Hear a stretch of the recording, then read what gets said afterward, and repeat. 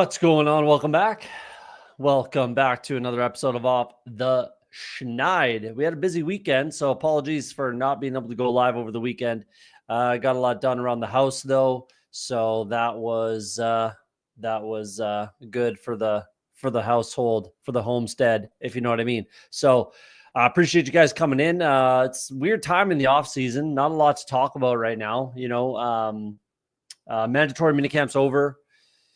Training camp opens in about a month, roughly July 20th, roughly 22nd, sort of timing. So not a lot going on. It's a weird time. It's really just stick to your takes and draft for structure is realistically like all I'm focusing on personally. Like there's just no news. I mean, I guess Akers, signing, is a thing, I guess, but I'm really not too concerned about that. It doesn't really change much for me. I won't be drafting Akers. I won't realistically be moving anybody up or down in my rankings that makes any sort of meaningful difference. I mean, now's a good time to focus on, and maybe we'll talk about that when we get into a draft room, focus on some of the lower owned possible risers, because this is kind of our last chance for the next about month or so. Like I said, once training camp opens, there will be some risers in there that, will rise 20, 30 points ADP wise, but like the middling guys, the guys that are being drafted 100% of the time, let's say 160, ADP 160 and above, they're not going to rise that much. We might get 10 spots, maybe 20 if it's extreme without an injury. Obviously, if there's an injury, like an ACL or something like that, someone's going to shoot up 100 picks, whatever.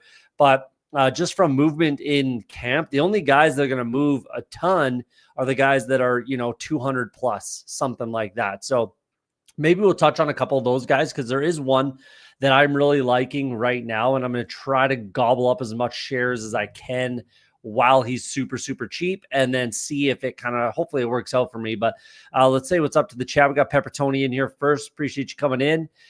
Stephen Hines, appreciate you. Yeah, we're doing well. It's a Monday, they're not the funnest day around, but it's a Monday. We're here.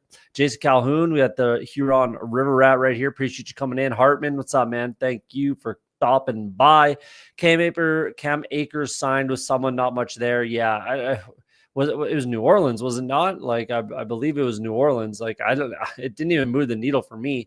Doc79, appreciate you coming in. Let's jump over to Underdog, and we'll take a look at Cam Akers and kind of talk about it while we're waiting for it to fill. We're jumping into a Schnauzer 2. I still have my Greyhound, but I'm not in a massive rush to fill it. I will get it in before it fills, obviously. But let's go with a 32nd pick Schnauzer. Location, I haven't gotten that in some time. Okay, give me a sec here. That's annoying. Let's jump in on the phone. Haven't gotten the location error for, I don't really know when the last time it was. So we're gonna jump into a 32nd Schnauzer as soon as I get on it on my phone here. All right, we got it now. 5, 4, 3, 2, 1. 32nd Schnauzer. We're in, waiting on 4. Let's pop into it. Waiting on 4. 32nd Schnauzer. There we go. That's really annoying. I haven't had the location error in a long time. A really long time. But that's okay. Who else we got? We got Steven in here.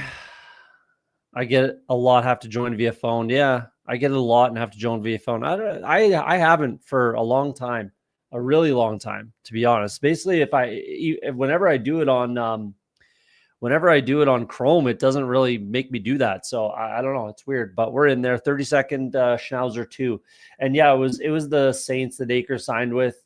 Cool. Honestly, doesn't really move much for me. I guess you could say he's the running back too. I guess we can wait and see when training camp opens who's getting second team reps. If that even really interests you a ton, like I'm not drafting much of any Devin Neal, much of any Kendre Miller. I'm not drafting the number 2 running back on a bad team, on a poor offense. Like, it just doesn't make sense to me personally. We got Dave Latomsky. Appreciate you coming in, man.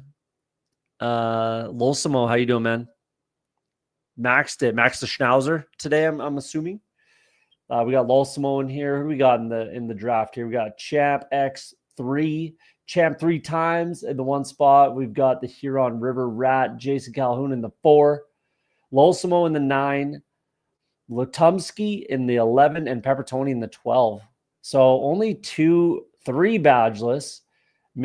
M. Teague, I'm not sure who that is, but he's goated and red badge. But these badgeless have been wild. I'm not sure if you've been in the Schnauzer streets lately, but the badgeless drafters have been pretty crazy in this tournament that I've seen. There's something weird going on as far as like, I don't know, collusion potentially, which is fine, honestly. Like, I really don't care as long as it's within the range. So like, let's look at what I did earlier today. The Schnauzer 2. Let's take a look. This person right here, Santana 98. So pulled up Fields, Dak, Rogers 80 picks, Shuck way up there. You know, Cook is fine, but Dowdle pulled way up. You know, the old 4-5-5-4 pulled up Chig, like all this kind of stuff. I'm not sure what it is. Like I can only assume realistically that it's some sort of collusion, but honestly, I don't care. Like I don't want that draft to be thrown out. I really don't. If it's not that egregious, which it's not, like within the first few rounds, I really don't care. Like I actually hope it, like I want that. Even if it is some sort of collusion, because good luck with that. Like, I'm still going to be able to build a good roster that, you know, hopefully should advance and is well built for the playoffs. So if you're going to do that, like absolutely, I'm by all means, I really don't care. I don't want that draft thrown out by any means at all. So I don't feel like those people should be rewarded. But maybe that's just me. I don't know. It's a bad strategy. Like, it's a bad draft. Let's not bail them out. Let it ride, let it happen. And then I'll get the value from that. So Stephen Hines, my first Schnauzer and number 1 to start. There you go. There you go. Little influencer 101 luck. Smash potatoes. What's up, man? Who Hames? How you doing, bro? Thanks for coming in, sir. I'm going to switch this to the Schnauzer too, because I do have enough now where I want to get some sort of exposure. Let's go CMC. Makes sense. I already have a neighbor share, so let's get a CMC share. Try to even this out a little bit. Collusion sounds like hard work. Man, oh man. Yeah, I mean, good luck with that. Like, good luck. I really don't care. I mean, let's do that. Let's do that. If it was like Chigakonko in the first round, like first round pick, you know, and then Kelsey and whatever other nonsense, and then Dowdle, like, yeah, that like I can get on board with throwing out, because it's just like, again, the integrity of the game sort of situation or conversation like that. I agree with it. I'm okay with, but as long as it's within somewhat reason, I'm fine. Because good luck with collusion. Like, that's just pretty much never going to work for you. So, you know, like I said, best of luck to you. Christian McCaffrey, let's go with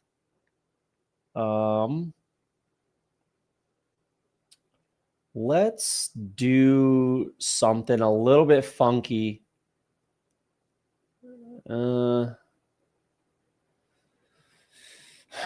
Yeah, let's give it a whirl. Let's do something funky. Let's bring in AJ Brown. So yeah, I think it's fine. I think it's fine. Like, good luck trying to like do some actual collusion to win a tournament. Best of luck to you. And I don't want anyone bailed out. So I really hope that does not get canceled. I think make them pay, like make them waste their money, because the other person, if they're colluding with someone else, they're probably wasting their money too. So good luck to both of you. And I'm fine with it, to be honest with you. Yeah, as long as it isn't crazy, it's not going to affect anything, i.e. DFS. Yeah, exactly. Like, go nuts, man. Like, again, within reason. And they are like 80 picks. I don't care. Like, that's not an integrity situation.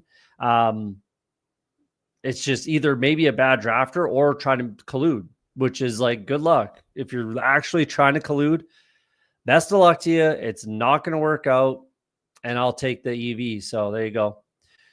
Take their rake and then ban them. Yeah, no doubt. No doubt.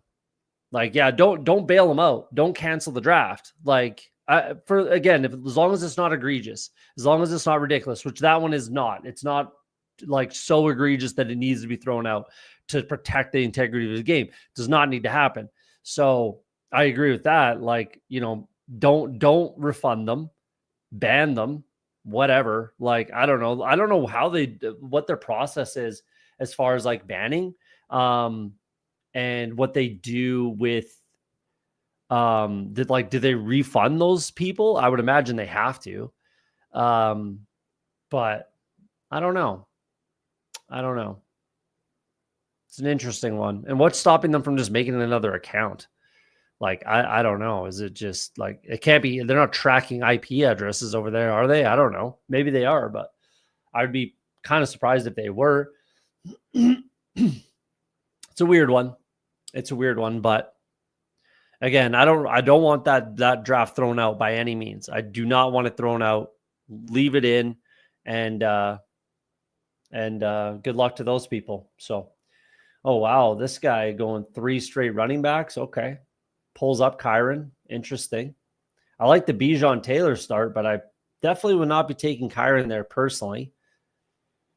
This guy's going to be like, these two are. It's going to be tough to catch up at wide receiver. T. Higgins falls to Jason Calhoun. That's a good get there. There's going to be some more fallers, I feel like, then. Who are we at? Jeez, that's going to throw a monkey wrench into what I was going to do.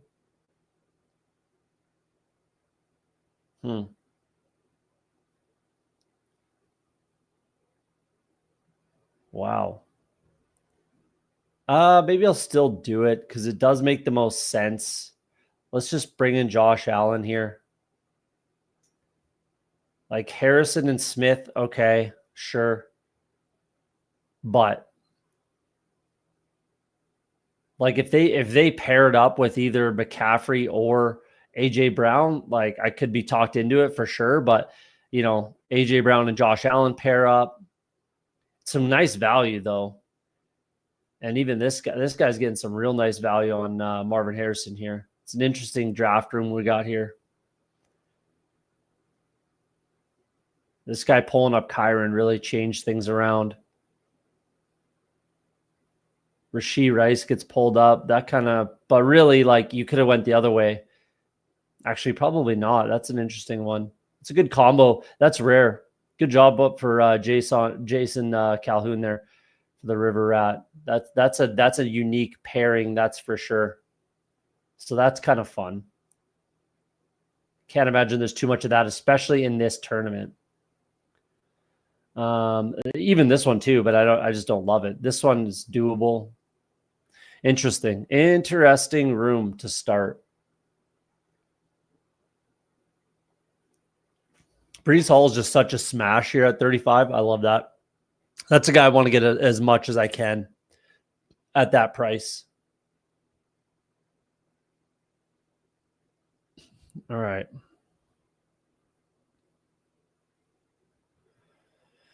Do I go James Cook here?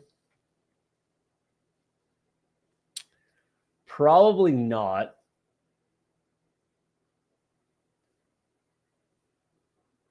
As in, definitely not. Hurts goes. That's good. Yeah, that's fine. That's not the direction I wanted to go. Let's go Devontae Smith. I like that. I was thinking about this the other day, that this is something I wanted to try and do. Josh Allen with the double bring back on the Philly side. Obviously, I'm gonna stack up Josh Allen. That's pretty easy to do in these draft rooms. There's tons of options, so I'll definitely be stacking up Josh Allen. I was thinking about this the other day. I don't know if I would do it in a Best Ball Mania. Maybe I would, but in some of these smaller tournaments like the Schnauzer, yeah, I think it's worth a shot. Get the double bring back on a quality game. It just depends on the weather in Buffalo that week. Could be massive amount of snow, but we've seen Josh Allen succeed regardless. So let's give it a whirl. Have some fun. Let's have some fun with this. What do we got here? Don't you have to verify ID when you sign up? I forget at this point. I do too. I don't know. I don't know. They track IP addresses for sure. Okay. I don't know. I don't remember. Yeah, I don't remember at this point either, Pepperoni. Or is it only to cash out after a certain amount? I mean, I cashed out, or maybe, yeah, like, I don't know. Geez, I cashed out not this past year, but the year before I cashed some money out. And I didn't have to do anything at the time, but I might have already done it. So I'm really not sure, if I'm being honest. You can only have one underdog account ever. I guess if, yeah, you're verifying, right? Like if you are verifying your ID, then yeah, you can only have one. I don't know. I'm not entirely sure. I don't remember, but this sounds correct though. Like this sounds right. Like you have to send in some sort of ID. Again, I really don't remember. Is anyone newer? Did anyone recently create an account that they can verify this? I don't recall. I mean, I've deposited obviously, and I've cashed out, and I might have verified my ID. I really don't remember. I got a 30-day ban just because I logged into DK from Vegas after my friend was on a computer in South Dakota, I think. Huh. Wow. Jeez, that's aggressive. Did you place any bets or do any drafts or anything like that? That's aggressive. They just banned you outright, but that's all right. Collusion, I don't get it. Get the edge by tuning into OTS. That's right, man. That's right. That's right. You're not gonna. Sandy. I was wondering if it's San Diego or South Dakota. You're not gonna get an edge by trying to collude. Like it's just really not gonna work out. Probably for either party. So, yeah, go nuts. Just draft well. Yeah, let's hope I don't screw it up here on out. What do we do here? Jameson Williams and Joe Mixon. Joe Mixon's the one that's gonna hurt, man. I just don't like Joe Mixon personally. I'm really not drafting him at all whatsoever. But that's just me. Doesn't mean it doesn't make me right. That's for sure. Let's go Roma Dunze. I just believe in Roma Dunze more than anyone else in this range is really what it's all about for me. So let's bring in Rome. What was my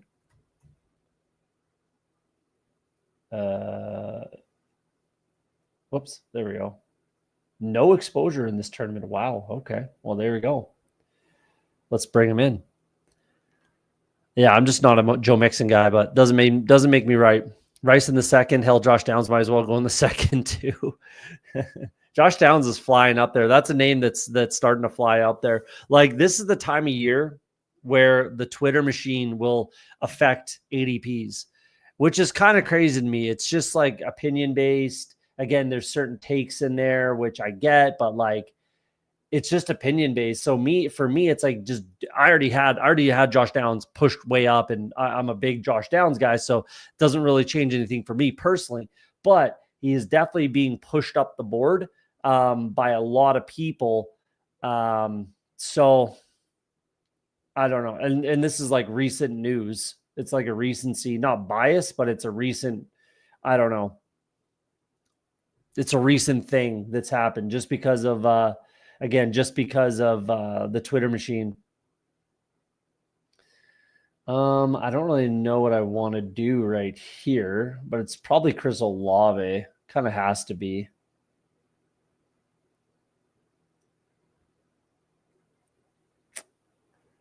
Let's go Judy. Pairs up with Buffalo, obviously. I'm just a little leery about bye week 9, but that's fine. I just can't hit bye week 9 again in my wide receiver room. Other than that, I should be fine. The old badgeless, just dry Joe Burrow. Okay.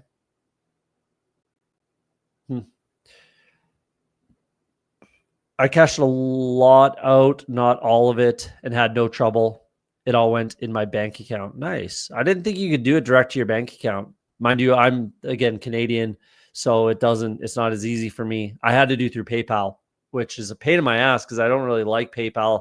The only reason I have it is to cash out on Underdog and one other site. I can't remember what it is, but one other site I use to cash out, and Underdog I use to cash out for PayPal. So that's how I had to do it. But again, I'm not in the United States, so it's different for me.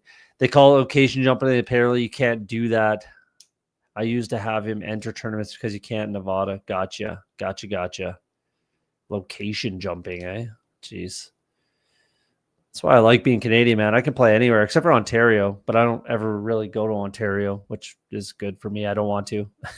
But the most recent time, no bets were placed. Yeah, there you go. That's kind of weird. Like if you try to place bets, I get it. Yeah, so I figured why not? That's fair. Like, yeah, get yourself some shares if you want them. I just am not a believer in Joe Mixon at all. Never have been, never will be. I'm going to be 0% again this year for the second for sure, maybe third year in a row. I'll be 0% Joe Mixon. Uh-oh. We got some sniping. We got some sniping going on here. Wanted the Jordan Addison probably to bring back the Amon-Ra. I get that. Brees Hall probably you wanted as well. That's how she goes. Everybody out on Mixon. You almost really want me to win this year. Appreciate you. I mean, I've been out on Mixon since 98, man. Like, I've just never been a Mixon guy, including when he was on the Bengals. Never been a Mixon guy. Again, he's just never been efficient. Look at the numbers. Watch him play. It's not like I'm jumping on the bandwagon. That's for damn sure. Wow, Debo I would have taken there. That's for sure. Probably would have taken Shakir, but this guy takes him for no good reason. This is the Burrow drafter. Yeah, cool. Probably need a running back here, and it's probably going to be Caleb. Don't know any other direction I would go. Pairs up with Judy as well, which is fun. Miami pieces are easy to get, so I can get that later. Let's do that. Let's do Caleb. Drafters, I have to use PayPal. Okay, yeah. There's another one, Underdog, and another one that I have to use PayPal. I can't remember the other one, but it doesn't really matter. What Week 17 matchups do you think are being overdrafted? Like people going out of the way to stack. Overdrafted. I mean, there's just games that people really like. I think. Let's go. I think people are not that. Who is it? The Houston? Yeah, people are overvaluing this Houston game because they play in domes. And like these two games are really good. The Arizona and Vegas, those are good games for sure. But the Week 17 matchup against the Chargers, is really not a good matchup for either team. The Texans and the Chargers both have very, very, very good defenses. The Chargers had the number one defense in the NFL last year. And the Texans have a very good defense as well. So I think this Week 17 matchup would be overdrafted. I don't know if people are going out of their way to stack it necessarily, but I do think it's being overdrafted just because I don't think it's a good matchup. The defenses are too good. Yes, it's inside. Yes, things can change too. Like, I don't know if I should be so rigid on that because things can ebb and flow kind of. Let's take Mooney. That just makes way too much sense for what I need to do. But then I won't be able to hit Week 5 in my wide receiver room either. But that's not the end of the world. Could go Jordan Mason here too, but I think I have to get a non-Eagles wide receiver in this room first. So that's kind of a game that I think is being, again, not necessarily overdrafted, but I don't love that matchup at all personally. So I'm kind of like soft fading it. Again, I don't know about the Denver Chiefs game. That's one that I'm not really looking to stack too much. Honestly, this Buffalo Philly game is not wonderful, but I do want to get some exposure to it because obviously they're two very high scoring teams, very good teams. And realistically, like even if the defenses are good, which they are both pretty good defenses, very good in the Eagles and quite good in the Bills conversations, but I do want some exposure to those offenses and those players. Those are the types of teams that can just carry you, advance rate and potentially in the playoffs. So I hope that answers or gives you something to chew on. Wanted Lamar. Couldn't you have got him? Oh, there you go. Never mind. With Henry, yeah, fair enough. I have 17% Mixon this year. I'm not going to say you're wrong and I'm right. I'm not going to say that. Like, I'm not doing it. Obviously, I could be completely wrong on Joe Mixon. Obviously, I just don't. I've never believed in him. Never have, never will. Nothing's going to change. I'm not drafting him. It's just how it's how I feel about Joe Mixon. Plus all of the tread that's been peeled off the tires that are Joe Mixon. Got injured down the stretch last year. Like, you know, he's a bigger guy. Like, he's not much smaller than Saquon, if any. So he is a bigger guy, and he can kind of take that. But he's had a lot of carries, a lot of tread off those tires for Joe Mixon. And he's just never, ever been efficient in his career. So that's my biggest concern with Joe Mixon. Putt Daddy, what's happening, man? Appreciate you coming in. Mixon isn't a great player, but he's on an offense that could be very good and has no one to threaten him. Yeah. Again, like, he relies on volume. He has to get volume. If he doesn't, he's not going to produce. So, and we've seen that. We've seen him be inefficient time and time again. And if he doesn't get 20 carries a game or 20 touches a game, he's not going to score you fantasy points. So I'm just, again, like, we can argue up and down. I'm not taking Mixon, and that doesn't make me right. It just is what it is. Vaporware, appreciate you, man. Thanks for coming in. Yes, just checked Underdog, put into my bank account. Nice. Yeah, that's way more handy than doing PayPal. I hate doing PayPal, if I'm being honest. I wish I never had to use it. You might think Coleman is the click, but that's a guy that I'm pretty nervous about right now. And I'll tell you why in a second. I'm not going to take Coleman here. I'm going to let's just bring in Caleb. Let's do that. Sorry, Lolsimo, if I'm stealing them on you. I'm not, so we're good. I'm going to bring in Caleb here, and then I'm done at quarterback. And then I have this kind of mini stack, Rome Odunze, Christian McCaffrey, bring back. Let's do that. So Coleman, yeah, I'm pretty worried about Coleman personally. Lot of negativity and a lot of like hesitation around his name right now. And there's just some other options. So that's another, let's lead into this. And this is a guy that I really like right now that I was talking about before we jumped in this draft. I really like Elijah Moore right now. He's getting some positive buzz. And this wide receiver room for the Bills is super ambiguous. Super just spread out, super ambiguous. And Elijah Moore is younger than a lot of rookies right now. Dude's only 24 years old. I have 33% of him in this tournament, and I'm gonna try to get that. Like, it's not quite to the point of where Kyle Williams was for me pre-draft. He's definitely not there, yet for sure. Because I was pretty hot and heavy on Kyle Williams, still am. But again, for a guy that's in a super ambiguous wide receiver room, definitely playing in the best offense he's ever played in, definitely playing with the best quarterback he's ever played with, coming off of like career season outside of his rookie year, like finally got a little bit of money. I mean, let's go Burden, I guess. Jeez. Yeah, let's do Burden. This is going to be an interesting build. I don't really want to do Burden. So I'm not. Let's do Kyle Williams or Najee. Let's do Najee.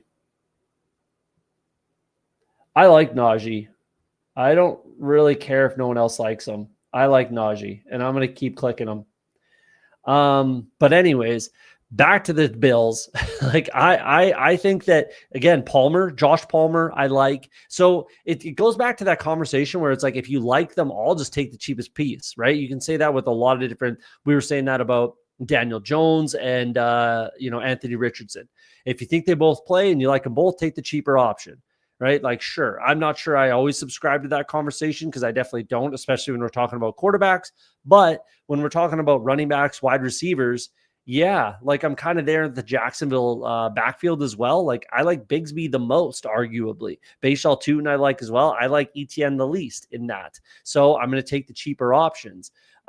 Similar with the Carolina wide receivers. I like Leggett, and he's a cheaper option. Coker is a decent option, right? Like, anyways, I'm not taking stands on those conversations, but it leads into the Buffalo wide receiver room where I think with it being super ambiguous as it is, like, why can't Elijah Moore just walk into that room and become the number one option? Like, is he just better than Khalil Shakir? Very, very, very possible. I don't think anyone in the chat would say I'm crazy for saying that, right? Like, he could just be better than Khalil Shakir at everything that Khalil Shakir's good at.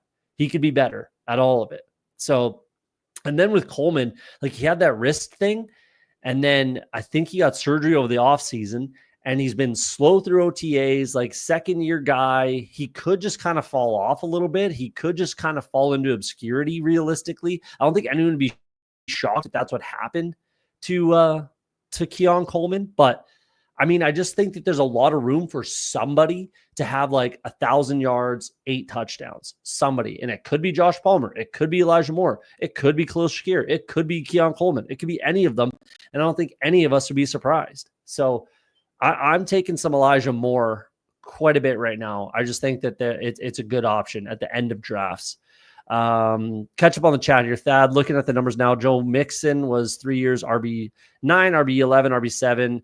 Yeah, y'all right. He sucks. Yeah. I mean, look at it. Look at last year and look at his finishes. Look at his RB finishes after, call it week 12. Look at his finishes. You love Ravens fan, just a ball knower. Feel like due to ADP, Vikings lines are getting overdrafted.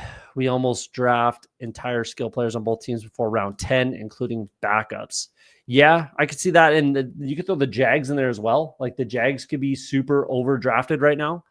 I like, again, somebody's wrong. Either the market's wrong or sorry, somebody's wrong about one of the positions. Either Trevor Lawrence's price is extremely incorrect, or both wide receivers' price is extremely incorrect. They both can't both be true. One of them's correct, one of them's wrong. And we'll kind of see where it goes. But that's another one in that conversation. Mixon has never been good, but he'll still put up stats. He can handle a workload, which is good. You can vouch as a Bengals fan. Yeah, he can. Again, he's not a big guy. He just needs that. He needs that volume. He has to get it. If he doesn't, then he will not be good at all at fantasy. We're definitely going Loveland here. Obviously, that was my plan. Worked out. Nice. Love it. Let's do Loveland. So yeah, he has to get it. If he gets hurt, he's obviously dead. I get that. But like, if someone else comes in there and is just better or more efficient, right? Like, it's going to eat into his workload. Like, you can't just keep him out there for 3.9 yards per carry, 3.8 yards per carry, or like the weeks where he literally has like 1.8, 1.9, 2.2 yards per carry. You can't just keep stuffing the ball down his throat and hoping you're going to get there. Like, I just don't see it. Plus, I think they're going to, like, everything that they've done has said that they're going to move away from the running game and towards the passing game. Obviously, like, Nick Caley coming in throws a bit of a monkey wrench into that. Like, where does that land? Right? It's hard to say. First year play caller, doesn't have too much of a pedigree. And maybe the head coach name is escaping me for right this second. Maybe he just says we run the ball. Defensive head coach, we're going to run the ball. D'Amico Ryans, there we go. We're going to run the ball, give it to Mixon 20 times a game. I don't care if he's running for 3.6 yards per carry. Just keep feeding him the ball. So I don't know. And he's not having those burst games, those bust out plays, right? It's just not happening. So I don't know. It's a weird one. I mean, Kincaid was my click there. That's really annoying that he goes there for really no good reason. But these badgeless guys are just kind of out there throwing darts, I guess you could say it's Ray Davis, but I really don't want to get too far behind. Najee helps my my running back room a lot. So let's just bring in Josh Palmer here and lock in one of the pass catchers I want for Buffalo. Let's just do that. Yeah, he's not scoring you 40-yard touchdowns, that's for sure. Anybody have a Drafters promo code? No, I don't, man. Sorry, I don't draft on Drafters at all. Hit up James Brimacombe. Go on Twitter. Hit up Eagles James Brimacombe. He's the Drafters aficionado. So hit him up. I guarantee you he has a promo code over there. So yeah, go hit up James Brimacombe on Twitter. Eagles on Twitter. He'll help you out. That's for sure. Can't blame the community though. I'm in on it. Yeah, the Vikings Detroit game. I got you. I'm in on it to a point. I'm not. It's definitely not a game that I'm focusing on personally. But I'll get some shares of it. So, I can't blame the team either. Mahomes at 91 in your draft, 51 in the BBM. I'm drafting now. Wow, 51 in a BBM. That's a yikes. That's a yikes. Quarterbacks are definitely falling a little bit. Like Kyler goes at 106, but then Joe Burrow gets pulled up to 6, not necessarily pulled up, but goes at 66. I guess all quarterbacks are kind of falling a little bit. So yeah, that hurts, to see it. Badges, of course, that'll happen. Yeah, that'll happen. Cincinnati never had a good O-line, neither did the Texans. I mean, you can't say that for a 10-year career, man. Like, I get what you're saying and getting at, but like that can't be an excuse for 8-9 seasons. Like, you can't. I'm sorry, but you can't use that excuse for 10 years. You just can't. Steve, what's happening, man? Hope you enjoyed the U.S. Open. What a chaotic golf tournament that was. That was fun. Coleman for me. Did you take Coleman? No, you didn't. Where did he go? Where did Coleman go? Right here. Yeah, I'm just concerned about Coleman personally. Maybe I'm on an island on that, but these two are battling at the end of the draft here. Josh, Captain Canada, Palmer over Keon. That's kind of my take as well, really. It really is. I'm pretty high on Josh Palmer with Buffalo. Not because he's Canadian. That's for damn sure. I could care less that he's Canadian. It is cool, though. Like, shout out Canada and, Canadian football players. But that's not the reason why I'm in on him. That's for damn sure. I do like him, though, as a player, obviously. I think it's going to be Brenton Strange here. Unless it's Algier, but no, that doesn't make sense with what I'm doing. There's really no tight end that I kind of need, so I just need a playmaker in here to up my floor. Obviously, Loveland's like my ceiling play, so Strange can be my floor play at tight end. I don't mind that. I don't mind that. We're going to be obviously done at 2 quarterbacks. I am going to take a third. I can stop at 5 running backs. That's for sure. So that's probably going to be how that goes. By probably, I mean, that's how it's going to be. So then I can bring in 8 wide receivers. So we'll see who kind of falls back to us. But yeah, I agree with this one. But Josh is probably there to run wind sprints. But if you were on Gabe Davis with Allen, you should be on Palmer. Absolutely. Absolutely. I think honestly, I think that Josh Palmer's a better all-around wide receiver than Gabe Davis ever was. So, yes, I think Elijah Moore, I don't know if you missed it, but maybe roll it back 15 minutes. I just kind of talked about this whole situation that I think Elijah Moore, I think it's on the table that Elijah Moore could be the best wide receiver stats-wise on this team. So don't tell me about Elijah Moore. I got bills to pay. Sorry, bro. I get you. I mean, yeah, like Najee sighting we got. Let's see if we can get caught up here. If Elijah Moore has 1 million slappies, I am one of them. If Elijah Moore has no slappies, I'm no longer on this earth. There you go. The slappies got to unite, man. Palmer's a bum, says that. I don't know if he is. That would hurt. Yeah, that would hurt if Keon goes here. I don't think that'll happen. Let's bring in some Pat Bryant action because I just don't have enough. And I feel like I should have some. That's kind of where I'm at with Pat Bryant. Like, I feel like I should have a little bit, and I don't have enough. Unless I want to go Braylon Allen. That makes some sense too, but I think I want some just funner options. Yeah, that's the click. Let's get some Pat Bryant in our lives here. I just don't have enough. I need to click him a little bit in BBM to catch up. But yeah, this would be a shame. I don't think that'll happen. I mean, they have Keenan Allen at home. Like Keenan Allen would walk in and probably be the best kind of, wide receiver on this team. But they've got Shakir, they've got, Elijah Moore. I just don't think it makes a lot of sense. I'm not sure they're like Keenan Allen away from winning the Super Bowl, but we'll see. He definitely could. We're going to do the Elijah Moore thing again. My Moore would be so dead. Let's get through this and see if we can catch up. Yeah, that's a bit of an outlier for Josh Allen. Let's talk about this then. Let's talk about it since we're here. That's quite the outlier. 3,700, right? Pretty obvious he's 4,300, 4,400 yards most years, right?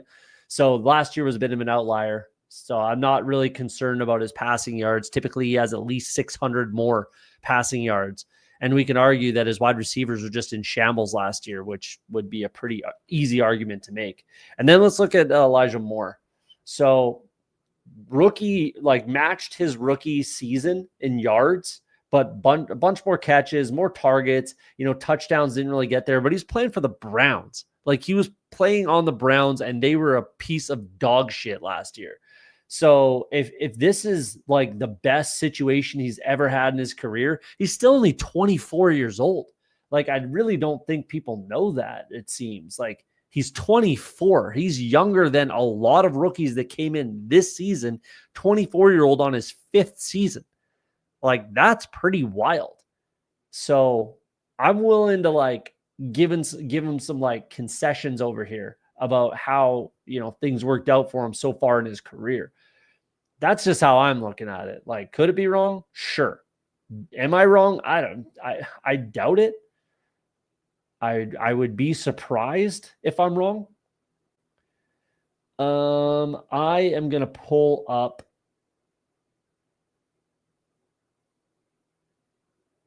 I'm going to pull up DJ Giddens because I'm just so in on DJ Giddens. But he also pairs up with Christian McCaffrey and Brenton Strange. And he's just one of the best picks down here. And it's not even close, in my opinion. Again, could I be wrong? Yeah.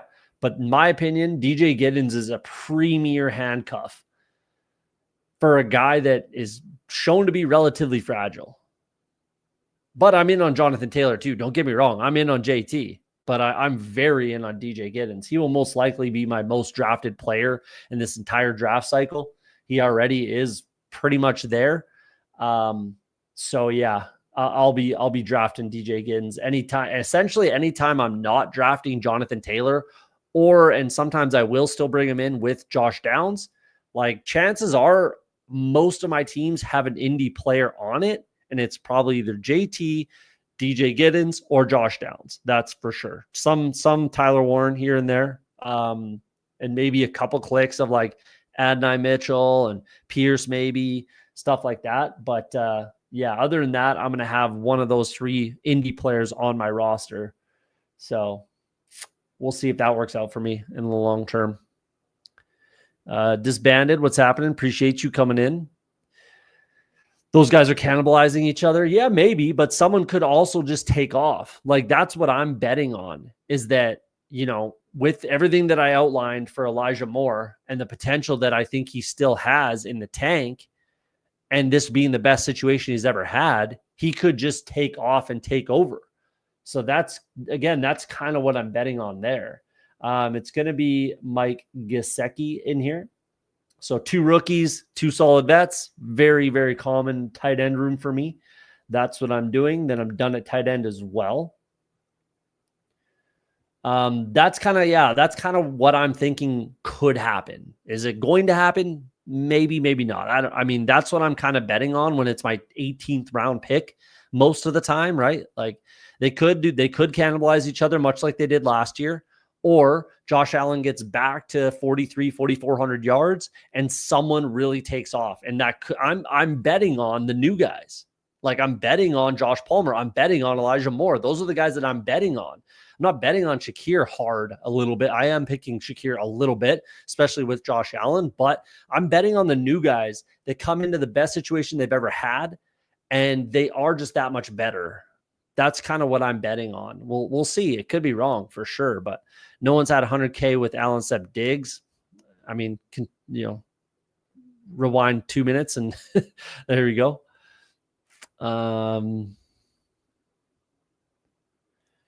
Where are we? No Hartman. Ignore the Elijah talk.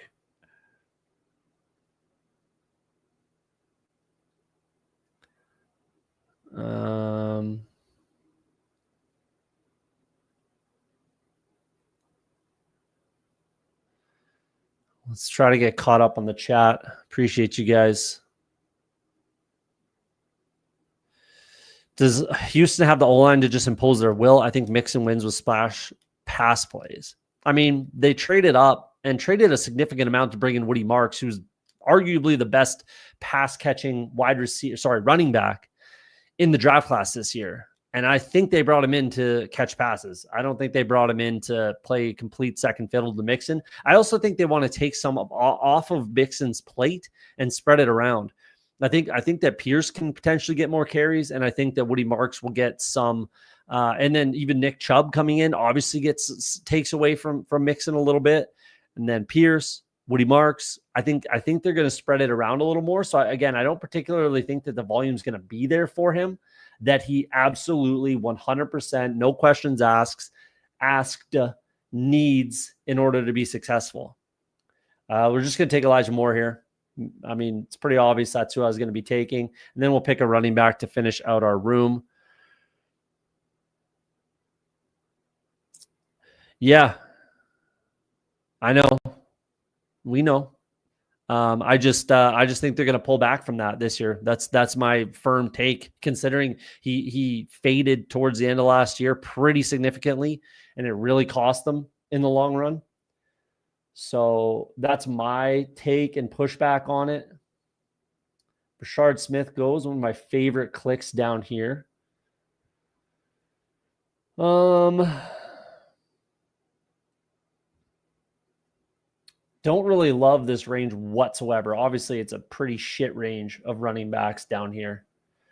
I guess I just take either Dylan Sampson or Jerome Ford, because it makes the most sense. Just double stack my Cleveland, double bring backs here, bring back on the Caleb. So who do I take? Do you go with Ford, who's kind of been there, done that, or Sampson, who I have reservations about, but they did draft him? I'm just Ford over Dylan Sampson personally, so let's do that. It definitely would have been Rashard Smith, but Jason Calhoun or Jarquez for sure. Those are my two hopeful picks. Or I would have went Lloyd. Maybe even the missile. Keaton Mitchell would have made some sense, but everybody kind of sniped my guys on me. But that's how she goes. One of my favorite games to stack week 17. Some of my favorites that are kind of not necessarily overlooked, but I don't think anyone's as high on it as me. Actually, let's do something else. Let's do this. Let's do a little promo while we're doing it. So let's go to bestballoverlay.com. Link is in the description for bestballoverlay.com. There is I think everyone should get a free account. Again, there's another thing that came out today or yesterday, and damn, I'm forgetting it off the top of my head. But another thing just came out. Rankings. You can build your rankings on Best Ball Overlay. Free account. I think everybody should have a free account. If you do want to pay for it, promo code OTS in the description. Get you 25% off, $10 off. So let's do that. Let's look at my portfolio. I just updated it earlier today. So 128 drafts so far. You see it there on the screen. There's my BBMs, my puppies, my Schnauzers. There you go. It shows me my playoff stacks and the frequency in which I draft these games. So my week 17, most common, Miami, Tampa Bay. I think that that's a phenomenal game. Like, hopefully Tua's playing, obviously, for some of the shares that I have. But even if he's not, as long as Baker's on the field, like, we're good.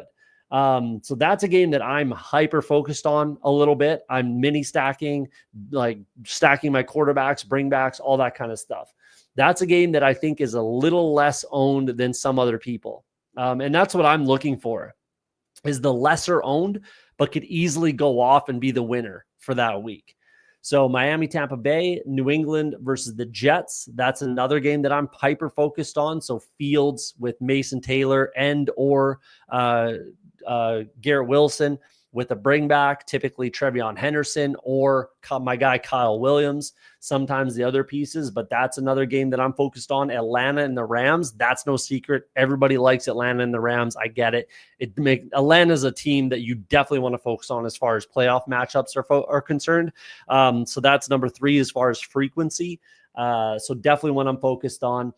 Arizona, Cincinnati, again, one that's pretty common, especially with where the ADPs lie for the one drafter at the top of the draft. And then Dallas, Washington, that's my 5th most common. Again, another very good game to focus on. So those are my top 5. Out of 128 drafts, I have 28 drafts of the Miami, Tampa Bay, 20 drafts, New England Jets. So those are the games that I'm focusing on as we sit here today. So yeah, promo code down below, bestballoverlay.com, promo code OTS, save yourself $10, 25% off. Those are the games that I am hyper focused on personally. Man, that Sunday finish was crazy for the US Open. Could have done without the rain delay. I think Sam Bird's, yeah, no doubt. He kind of got screwed. That hurt for sure. Dear Lord, 3-spot room, wide receiver room is brutal. Let's take a look. Goat horns, red badge. He must have got that from a different sport. Hey, 3843. Yikes. Burden, Kyle Williams, Dobbs, and Michael Wilson. Thanks for the free square, man. There's almost no way that this guy can advance. There's almost no chance that this guy advances. Like, what are you doing? What are you even doing? That's probably the worst draft structure I've ever seen. For a red badge, goat horns. I always say badges don't mean shit. Prime example right there. So probably got that from a different sport. That's a wild one. Tons of Franklin. That's not bad. I don't hate that. It's Brian time, you betcha. High in Franklin as well. Yeah, I mean, again, like, if we're worried about the Buffalo wide receiver room, but we're less concerned about the Denver wide receiver room. Like, again, same price point. Some of the Buffalo wide receivers, I get it, are a little bit pricier, but not by a crazy amount. So that's an interesting kind of thing. If we're off the Buffalo Bills and we're off Elijah Moore, but we're on Pat Bryant and Troy Franklin, that's an interesting conversation. I'm not saying it's wrong. I'm just saying, like, that's an interesting way to look at it. If Palmer couldn't be good with Herbert, it'll be worse with Josh Allen. Personally disagree, but that's fine. I might be biased. But be a biased Duck fan, though.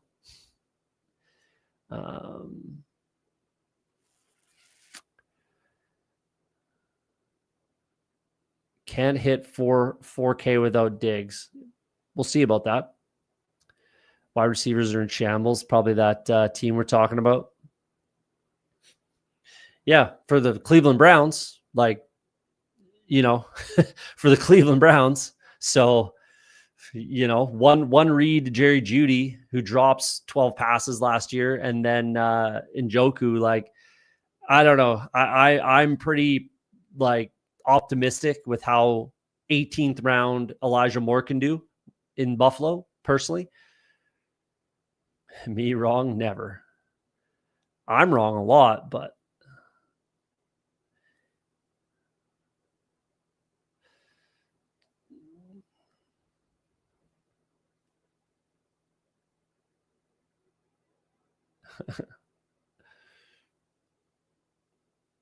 I don't know about this. I'm waiting until training camp personally. Keep wanting more Miles Sanders shares, but he gets swooped before every time. Yeah, I'm personally waiting until training camp on that one. I'm not in a huge rush to get any of the Dallas running backs personally. I'm looking at the wide receivers, even Jake Ferguson. That I'm fine with drafting, but I'm not. I'm not playing the game of like who it's going to be. We'll see. Like I don't know if any of them have an extreme amount of value, so we'll see how that plays out. I'm not in a rush to draft any Dallas running back personally, but there could be a lot of value there for if you get the guy right. So. Yeah. What about Jerry Jeudy though?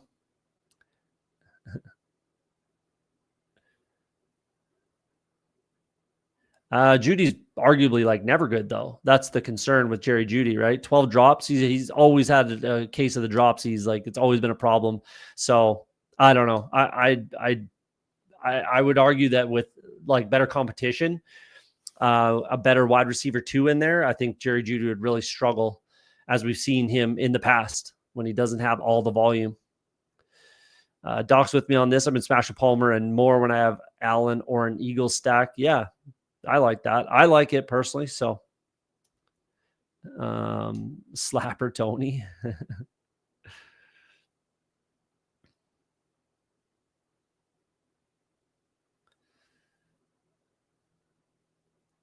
Yeah, agree with this. Don't agree with this.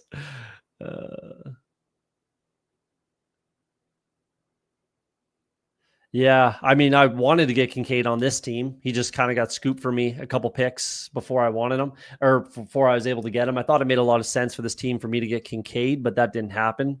He looked good. The big concern about Tillman last year is he missed the last 5 games with a concussion. Like that's a huge concern. We'll see how that works out. I'm drafting him now, like in spurts, but he would have been a lot more valuable. Concussions, not concessions, I think you mean, which is fine. But yeah. Yeah, I think he gets too many concessions. Oh, okay. You're talking about Moore. I thought you were talking about Tillman. Fair enough. Fair enough. But, Zach Wilson comes in, pretty bad situation, goes to the Browns, pretty bad situation. You could be right. Like, it could just be who he is. Hard to say.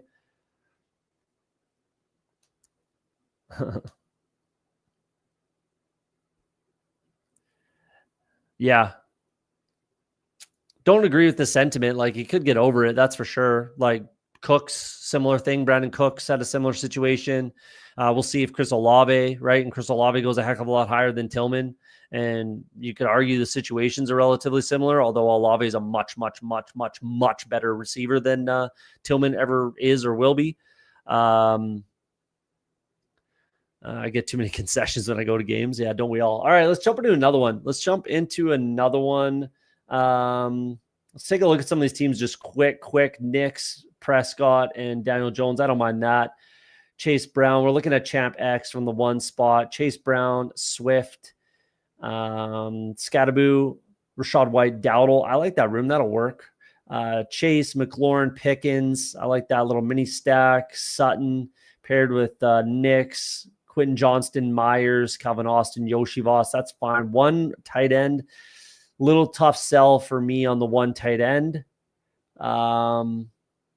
Yeah, that's a tough sell for 1 tight end. I can't really get behind that personally. Let's look at the Huron River Rat. Goff, May, and Darnold. That'll play. Mixon, Montgomery, Warren, Blue, Garendo, and Brashard Smith. I like Brashard Smith a lot. This will work. You got some high, boom bust, like lightning pieces in Blue and Smith, and even Garendo. So that could work out with these kind of higher floor running backs at the top. So I don't mind what you did there. Lamb, Rice, Higgins, JMO, Pearsall, Cup, Old Dusted Cup. Six wide receivers is kind of all the rage right now, but 3 in week 10. So you have only 3 guys to kind of play in week 10. Not that it can't work. It's just a little risky as far as advancing is concerned, but it should not be the end of the world. Henry, Mason Taylor, and Arroyo. That's tough with 2 rookies that we have no clue, especially Arroyo. We have no clue what they can do, but double stack the single stack Darnold. No, double stacked. I was right. with Cup. So I get the pick, but bring back with the May and Taylor. Interesting squad. 3-6-6-3. That's kind of all the rage right now, that structure. I don't like it personally, but again, doesn't mean it's right or wrong. Losimo in the 9 spot, Hurts, Lawrence, Shuck. I probably would have just stopped with 2 personally. You took Lawrence where you took him and you pulled him up the board. So I probably would have just stopped at 2 if it were me. Connor, ETN, Tootin, took the double, both. What if it's Bigsby? I mean, I don't know if that's, I don't know if I like it or don't. I wouldn't do it personally, but it is what it is. Connor, Stevenson, Eckler, Marshawn Lloyd. Okay. Neighbors, Smith and Jigba, Ridley, Downs, Pittman. Double bring back. Took the pass catching running backs with Lawrence, so I get that. I probably stole Strange from you. Double bring back on the Indy side, which I don't mind doing that. Like if you get sniped or you can't make it happen with the Jacksonville side, then just bring the bringbacks in. I don't mind doing that. Or maybe you got sniped on Indy, on Daniel Jones probably, but either way, Pittman, Douglas, Hopkins, Bowers, and Auden. I like that room. Interesting builds in this whole room, to be honest with you. Lutomsky, Daniels and Ward. I don't mind that. It's a little thin, but it in theory it should be fine. Henry, Hall, Pollard, Spears, Taj Brooks. I like this room quite a bit. That'll work with the strong start. I like doing running back rooms like this a lot. So I like that. I'm not big in Brooks personally, but I do like the rest of the room, so it should work regardless. Brian Thomas, Addison, Godwin, Diggs, Coleman, Kirk, Tillman, Knoll, Lockett. Threw some volume at it. A little bit of injury risk and suspension risk. Lot of injury risk. Wow. But threw some volume at it. So in theory, it should be fine. Andrews and Ertz, I don't mind that. And then we've got Peppertoni in the 12 spot, Lamar and Purdy. That'll play. Hubbard, Kamara, Jones, Algier, Hill, Tucker. Yeah, I probably would have just left Tucker off this roster. I think you're fine with what you have with the first 5. I think you can make it work, especially with the draft capital you threw at the top 3. I think it can be okay, but it's fine. Let's see what else you did. Amon-Ra, Collins, Evans, Ayuk, double stack with Purdy. Don't mind that. Bateman, McMillan, Diami Brown, and Adonai Mitchell. I like this room. I like this wide receiver room a bunch. That'll play. Tucker Kraft and Isaiah Likely double stacked the Ravens as well. Yeah, that'll work. Don't mind it. Let's jump into another one. Is this going to make me join from my phone again? Probably, but let's try to get into a 30-second Schnauzer, and it's going to. So give me a second. I'm going to jump in on my phone. Look at this slow draft hell right now. Don't love that.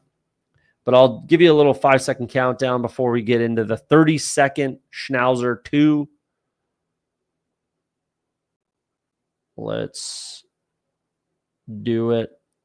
5, 4, 3, 2, 1. Schnauzer 2, we're in. Waiting on 10 so everybody can get in. Waiting on 10. Waiting on 6. All right. Now let's try to catch up with the chat here.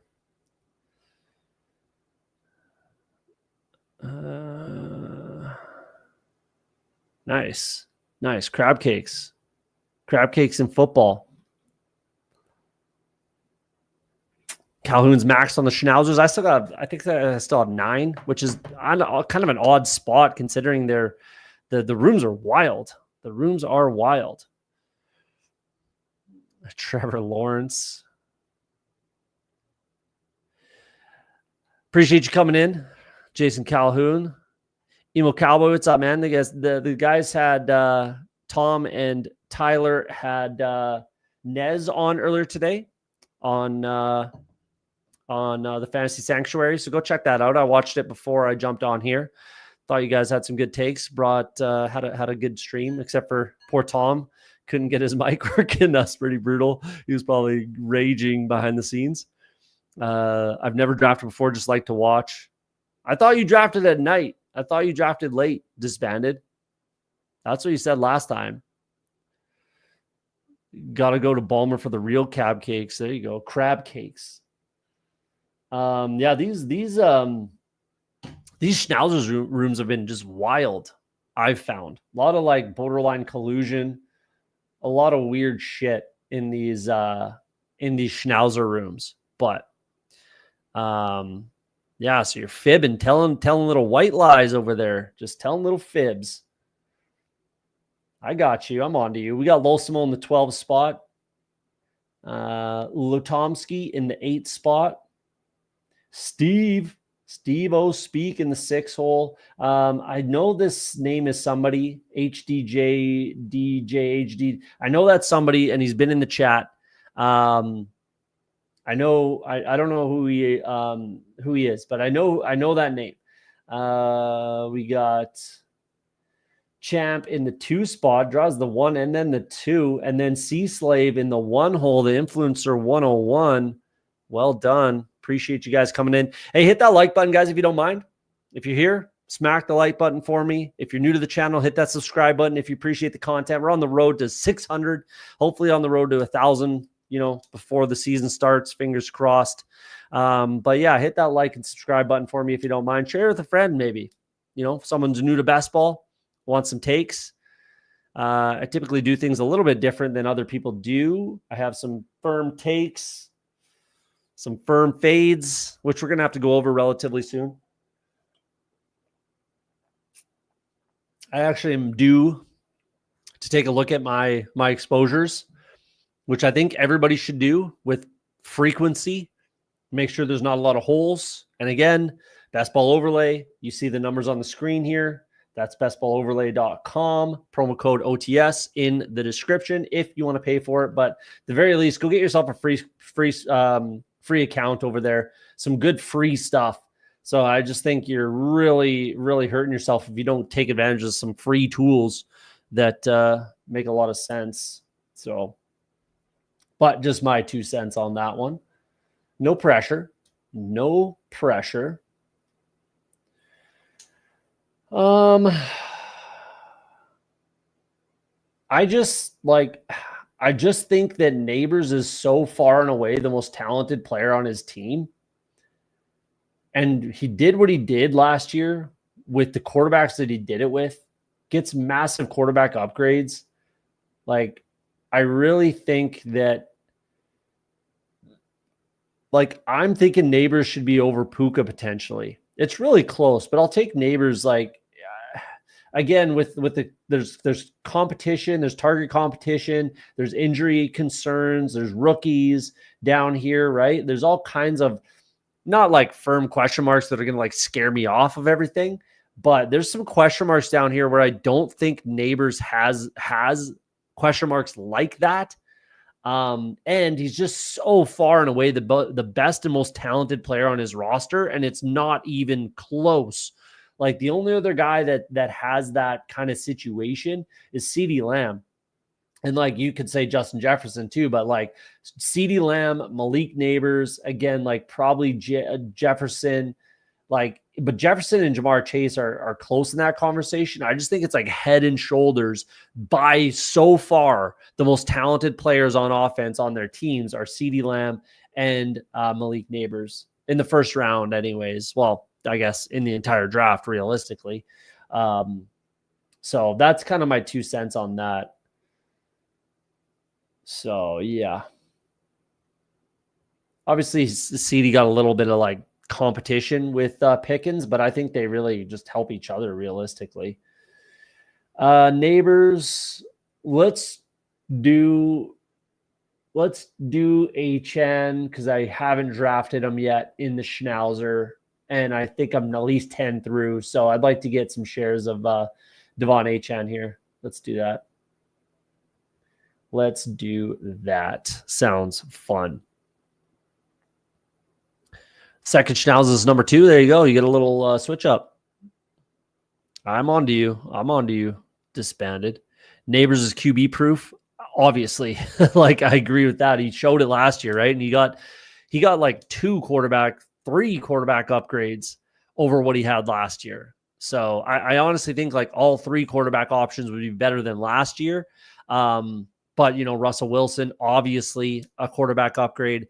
I even think Winston's a quarterback upgrade. And yeah, I think Dart, eventually he won't have to start week 1 for sure. But I think down the road, no question, he's going to be a quarterback upgrade in that room. So yeah, I think Neighbors is a fantastic click, especially at the end of the first round. Hey, OTS just said Jay Sanders with Njoku for a second tight end. Oh, okay. That was your last pick that didn't show up. Gotcha. At least you had 2. Perfect. That works a little bit better than having 1 tight end. That's for sure. Appreciate the update there.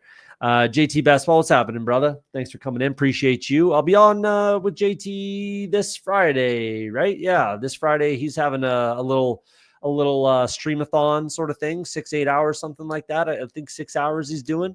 So I'll be on there for the second or third spot. I'm on also on the Fanspeak Network.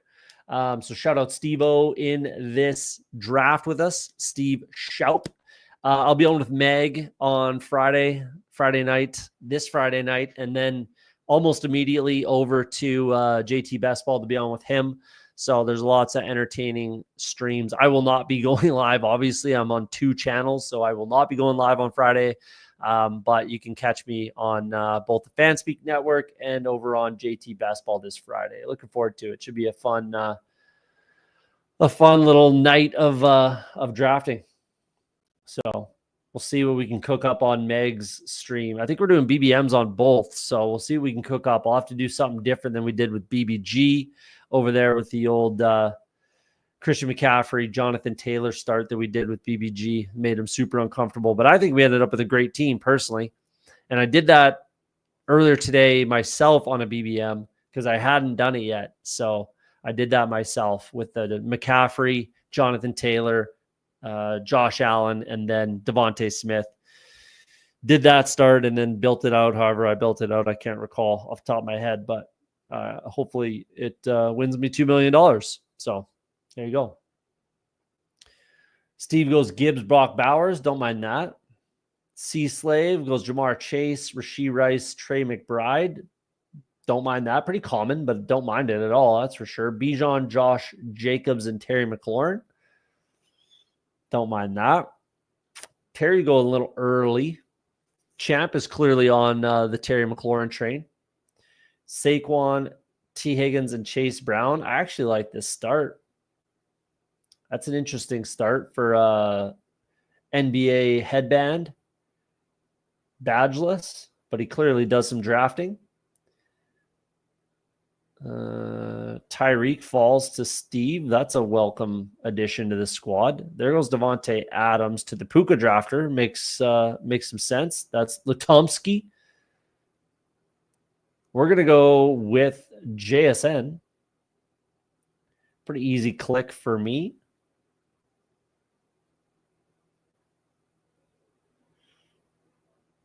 Actually, let's do Breeze. Let's do Breeze Hall. I don't have them, and I want some shares. Let's do that. One of these wide receivers down here, I'm going to refresh this because it thinks I have San Francisco, which I definitely don't. So let's refresh the page here. And there we go. Definitely like this price on Breece Hall. I really like the price on Breece Hall. So I honestly should be taking him more. If he's a back end of the third round click, I really think I should be focusing on taking him more often.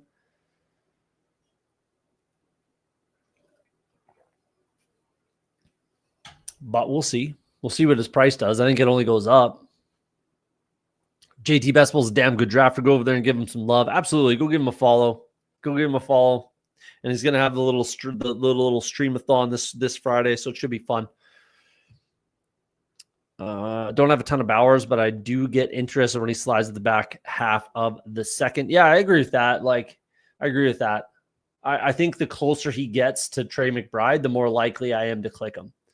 I'm not really clicking him down here unless like I feel like doing something with neighbors. You know, he was on the table for me to take him, which once in a while I will do just to get that week 17 correlation. Obviously, I'm going to have some shares of it. I'm not just going to run from it. Like I'm going to have some shares. Lolsimo gets a massive value on Jackson Smith and Jigba. This is a fun start. Very like quite unique. I like that start for Lolsimo. Should be fun. So yeah, I'm in a similar boat, very similar boat. Maybe I should have taken JSN and then bring in McMillan, T-Mac, Tetaroa, but I didn't. So here we are.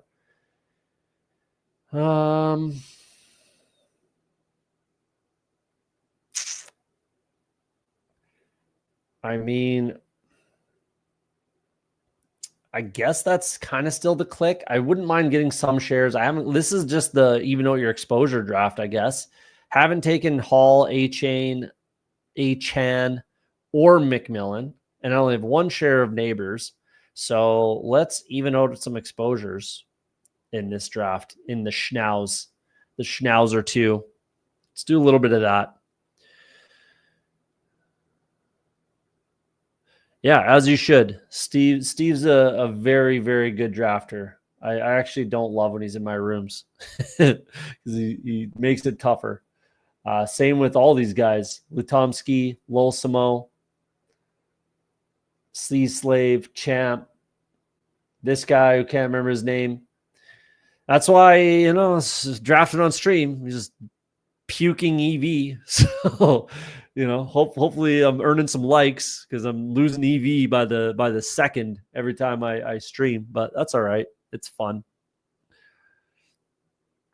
Tell me why I shouldn't be worried about Glenn going out of his way to mention all three running backs. I want to be more in on Hall. Love him as a talent. Can't lie. That's worrying me about his workload.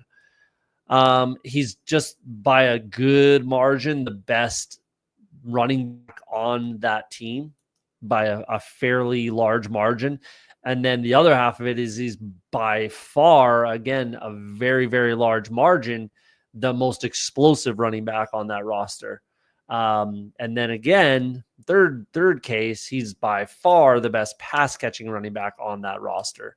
So all of that, plus the offensive line is finally actually in a really good spot for the Jets. So I think it's a great value on Breece Hall. Like with pass happy Rodgers coming to the line and changing the play, checking to passing, dump offs, pass plays, things like that, like working as a pseudo, offensive coordinator, doing whatever the hell he wants out there. And, with the OC coming in, Tanner Engstad, I think I can't remember exactly how to say his name, but comes from Detroit, right? With Aaron Glenn, defensive head coach. All that leads to me thinking that they're going to want to run the ball a little bit more.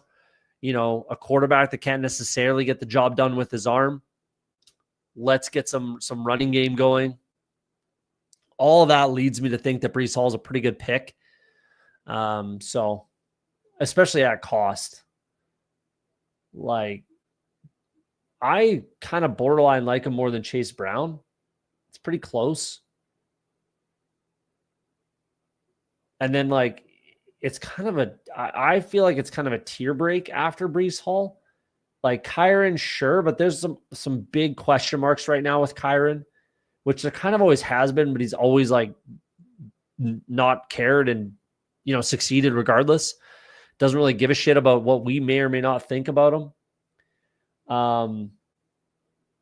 But I don't know. I really like Breece Hall personally.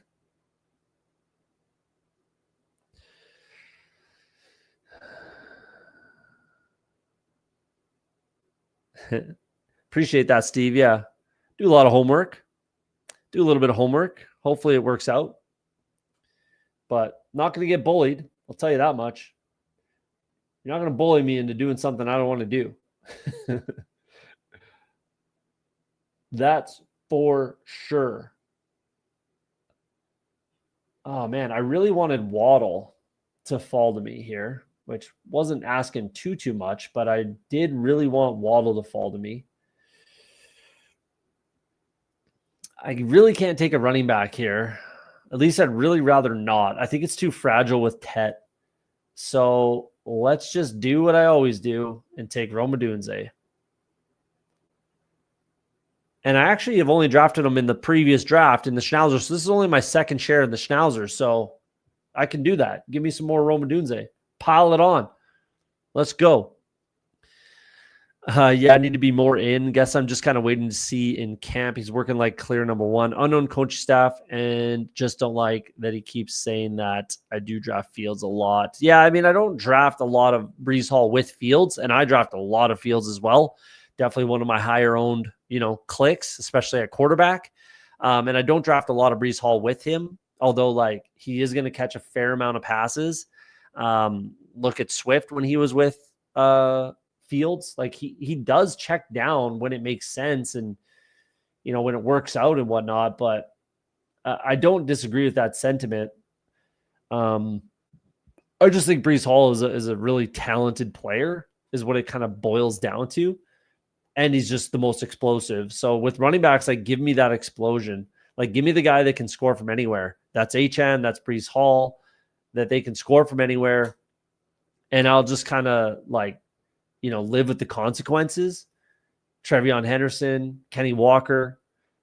Like I'll take my chances and then again live with the consequences of what happens. Let's bring in Chris Godwin. I kind of gotten away from the click, but it makes too much sense here. It's absolutely the correct click. It's either him or Kenny Walker.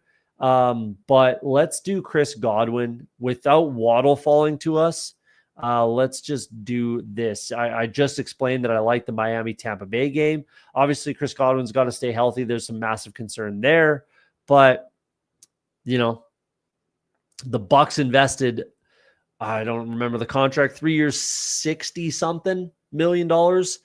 Plus the Patriots wanted Chris Godwin. So if those two NFL teams are in on him, I kind of have to be as well, which I kind of have been. It's just I've gone away from the click lately, and I need to get back into clicking Chris Godwin a little bit more. I just really like Emeka Egbuka. He was my number one wide receiver in this draft class outside of Travis Hunter, like kind of taking him off the table as far as my rankings were concerned, just because he's a little bit different. But if he were to be ranked strictly as a wide receiver, Travis Hunter would be number one. And then Emeka Egbuka would be number two, but taking him out, it's Egbuka number one. So I've been really in on him lately. I guess at the end of the day, I'm just evening out my exposures there is really kind of what it boils down to. So yeah, let's do that.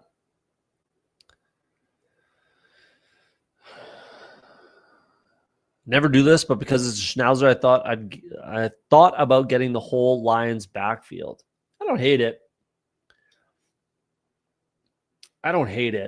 Like, I mean, hopefully you don't get sniped on who, but I'm assuming that's where you're going to be building out.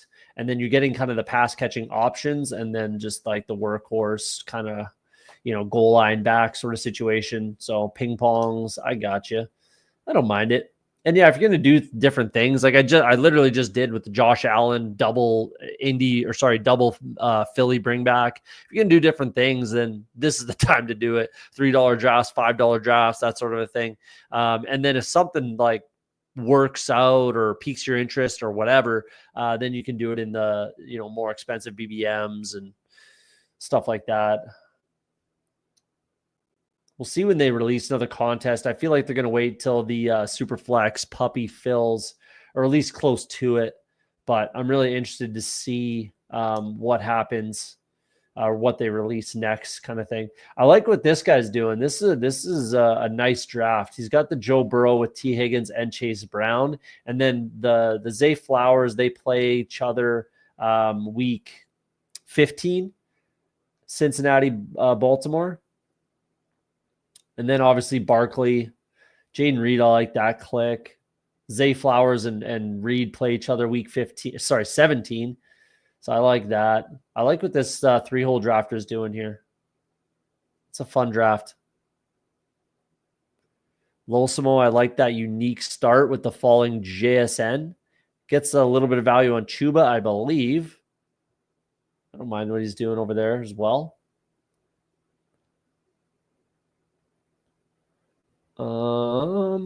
We are going to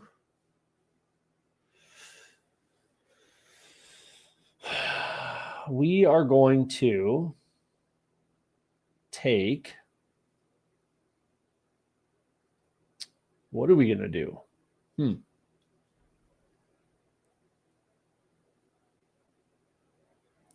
Let's take Downs. Let's pull up Josh Downs here.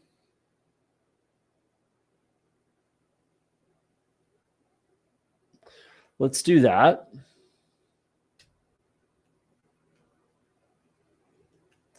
Yeah, let's pull up Josh Downs. I like the way that this wide receiver room's coming together with my kind of hero running back situation, my dual running back, whatever the kids are calling it these days, situation. And I'm liking how this wide receiver room's coming together.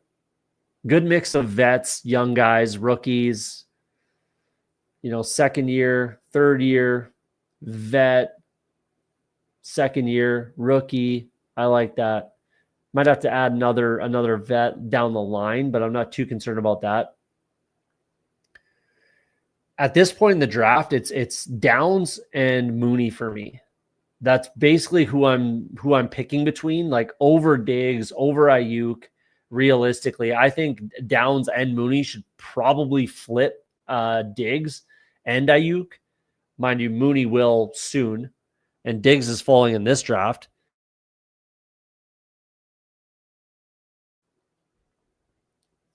So I think that's going to happen at some point.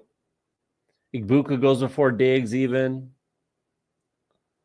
There goes Mooney before Diggs. So, yeah, I think Diggs is going to continue to kind of fall. I need to redo my rankings, like completely, which is kind of annoying. But I really just need to do that. We're going to bring in Baker, pair him up with Godwin. I've got the HN bring back. Let's do that. And I like to really take advantage of this range of quarterback. That's no secret. I've been saying it for the whole draft season so far. Definitely something that I only do like 2% of the time. Yeah, no doubt. You don't want to take too much of that. The O-line is concerning, which I think is something you're saying here. I keep going back and forth to going back to the fact that through week 14, before the Monty injury, Gibbs was running back 4 and Monty was running back 10, so they can both still hit value. Absolutely. Absolutely they can. Absolutely they can. They've shown it for 2 years in a row that they've both had value at whatever their ADP is. So I don't think you mentioned the O-line. I thought you were going to, but I have concerns about the O-line now. I honestly just really think that Frank Ragnow retirement was a really detrimental thing to happen to that offensive line. I know a lot of people don't buy into it as much as I do, but it's a really, really, really, really, really big loss to an offensive line to have a steady, like vet, solid center in there, one of the best in the league as well. Going to either like a second year, not to complete, center, or a rookie that's also not a real center. Like, I just think that that's a huge loss. So I don't know. I'm a little concerned about both of the Detroit running backs, and honestly, Detroit as a whole. I think it's a big, big loss. I really, really, really do not think that the Detroit Lions win the division this year. I really don't. I really, really don't. I already bet the Chicago Bears to win the division personally. Mind you, I got amazing, odds to do it. And that was kind of the big reason why, is because the odds were really good. And I paired it up with some other stuff. $250 bet, pays 16 grand. So that would be sweet. And I think the Packers are obviously a really good team. They have one of the better offensive lines in the league, the Packers, right now. And, in theory, as long as he's healthy, Josh Jacobs, one of the best running backs in the league. And they just added to the wide receiver room. Like they're in really good shape. The defense definitely a little shaky, especially on the back end, obviously. But we'll see how that plays out. I'm just Steve's concerned about the O-line as well. Don't bet the Bears, Chicago resident. That's fair. Rest in peace to that 250. We'll see. I can always cash out. We'll see how it happens. I'm gonna let it ride for a while, the majority of the season. Like it's a long bet, right? So, yeah, I always bet all the division winners and parlay them together. This was only 4 division winners and parlayed them together. Obviously, it pays out the 16 grand, not just the Bears. It was also the Bills, the Bucks, and the Rams. Parlayed that all $250, and I did that a few years ago. Well, I do it every year, but a few years ago, it went all the way to week 17 on all 8. I cashed it out for like just over 10. Biggest offer I got was like 30 something. And it was all 8 division winners. It went all the way to like the first 2 games in a week. At that time, 17, because there's only 16 games back then at that time. That was a fun sweat. Very fun sweat. Very fun sweat. What are we doing here? Let's do, I think it's just Jaden Higgins here.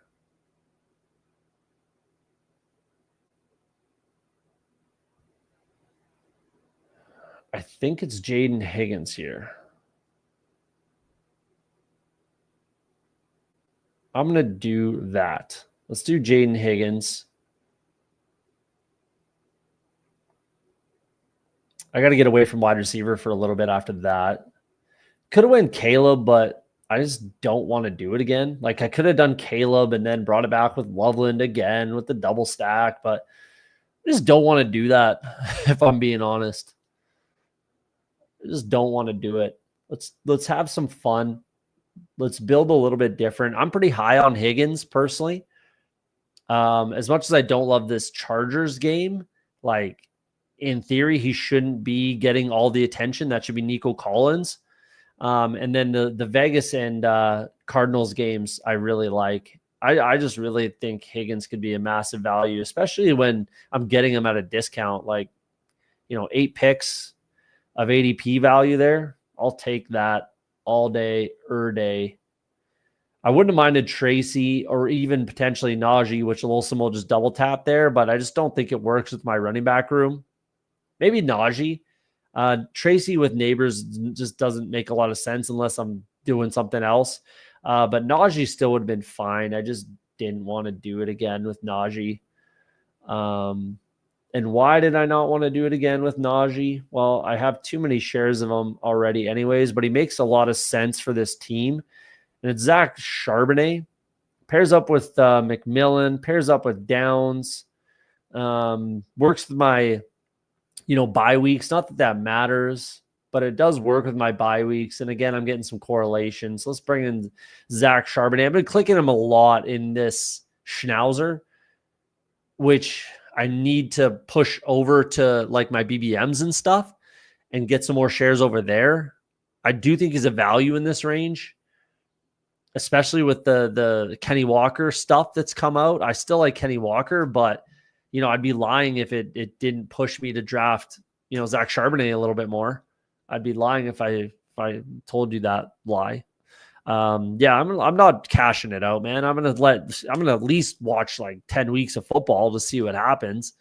Like again, that bet I had was 17 weeks worth of a sweat. It was awesome. It was fun. So I could have cashed it out for like 30 grand. I cashed it out for 10. This one's a 16,000 payout, and I think it's fully on the table for all of it to happen. So I can watch weeks and weeks of football before I have to make a decision on cashing it out. I'm not making the decision now. That's for damn sure. Definitely not going back on my original take and bet and cashing it out for 250. What's the point? Like I've already the Bears have already moved from 7.5 to 1 to 5.5 to 1. So I'm already like ahead of the game. So I'm definitely not cashing it out. That's for damn sure. Don't ever bet the Bears, another Chicago residents. Chicago residents, I get it, man. You guys have been hurt. You guys have been hurt bad. I get it. I get it. But It's the best setup like they've arguably ever had, at least in like recent memory since they went to the Super Bowl with that defense, right? Like it's the best offense you've had in my lifetime. So in theory, you got to go out there and play the games. But and I think that defense is actually in really good shape. I really like one more pass rusher, but there's some free agents still out there that they could go after. And I think that defense is in really, really good shape personally. But we'll see. Anybody bet I place, I already expect to count it as an L. I only bet money I can afford to lose. That's a great way to be, man. You should only bet money you can afford to lose. If you're betting, thinking you have to win, you need to win, this is not typically going to work out in your favor. So only bet money you can afford to lose. And then if you win, wonderful. I think that's got a really good shot at winning, man. I really do. I really like that. I really like the bet personally. We'll see how she goes. We will see how she goes.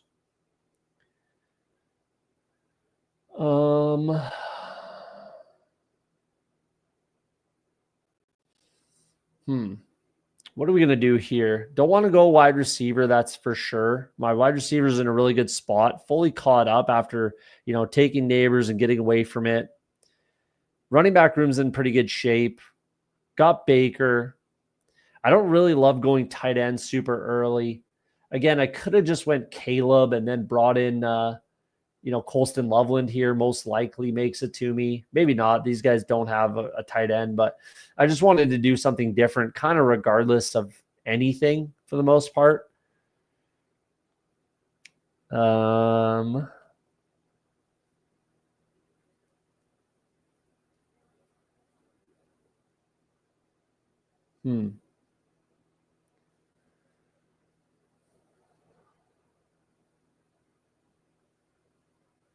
Herbert goes right before the Trey Harris drafter. That hurts. Lutomsky was probably going to go that route, I'd imagine. Let's bring in Trevor Lawrence here. Pairs up with both Breece Hall as a bring back and Josh Downs in week 17 as a bring back. I need a quarterback here. I'm getting a little too uncomfortable at quarterback, so let's bring him in. I don't like to be uncomfortable at quarterback. I really don't. So let's bring him in. I think that makes a lot of sense right there. If Bashal Tootin falls to me, I'll probably take him, but it doesn't really matter. I don't really care about him. I would take him if he's there. I'm not going to lie.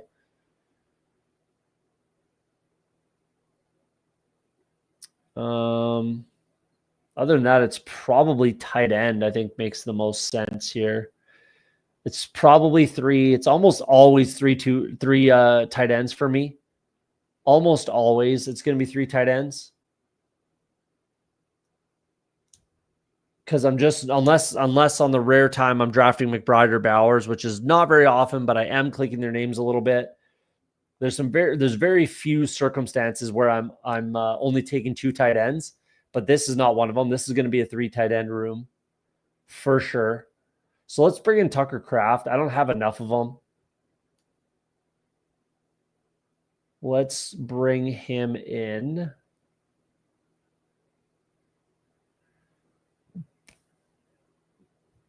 Pairs up with Romadunze in week 16. So cool, little extra correlation, but I just think he's the right click right there, kind of regardless of anything.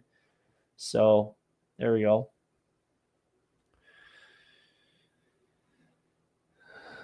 What's the news with Walker? He was tending to an ankle injury that he was tending to at the end of last season, and he's always been banged up. Like he's missed 3 games per season, I believe, in his career, which is always a concern.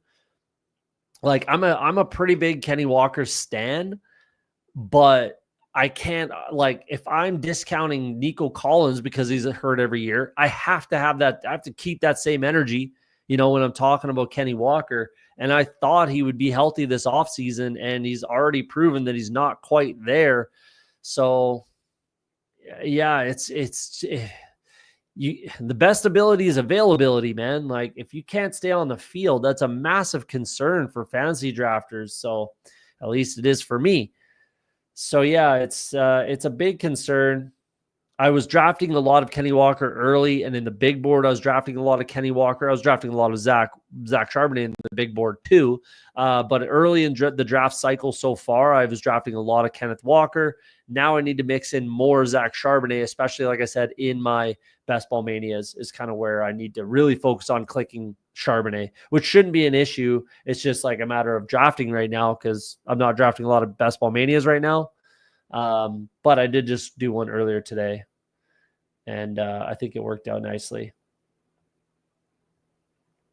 So we'll see. But that's the news. Yeah, he's just always kind of banged up, and it's really frustrating as a fantasy drafter. Ben, what's up, man? Appreciate you coming in. This is draft number 2. I'm going to be wrapped up after this. But also, I'll admit, I'm not drafting Superflex. I'm not good at it. I'm not good at it. I'm willing to admit it. I'm not going to force it. There's tons of tournaments to draft. I got to get my eliminators in. I got to get my sprints in. Wouldn't mind heading back to the weekly winter streets. BBMs are still there. I've got Schnauzers. I still have my Greyhound. Like all those contests are available for me to draft. I really don't need to force it with Superflex where I know I don't have an edge. I know I don't have an edge, and I'm willing to admit it. So, yeah. getting those PPR Tyler streets, man. You know he's dropped in the super flex. Yeah, I'm willing to admit when I don't have an edge, man. I don't. I'll call it out if I think I have an edge. That's in like the big board. I definitely think I have an edge in the big board. I do not. I know for a fact I do not have an edge in super flex. So I'm happy to not waste my money over there. And like I said, there's like 8 other tournaments I could be drafting right now that I do want to draft and get some numbers in. So, yeah, that's where I'm at with the super flex. Sorry, bro. Can't do it. Can't do it. Up in 2 picks. Where are we going with this?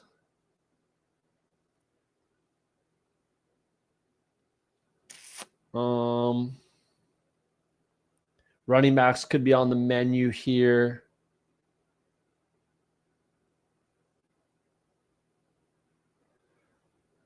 Tight ends are looking pretty healthy.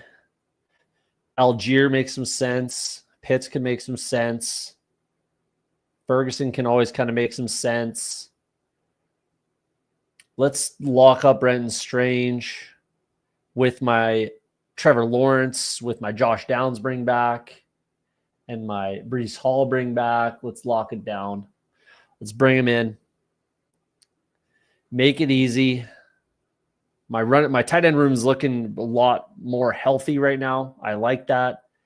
Probably need to mix in a running back here.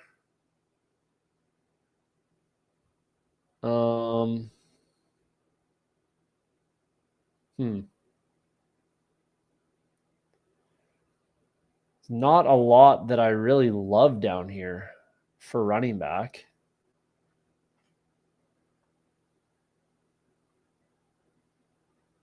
And it's either 7 wide receivers or 5 running backs, and it's probably more likely to be 7 wide receivers. I don't know. That's going to be a tough call. Because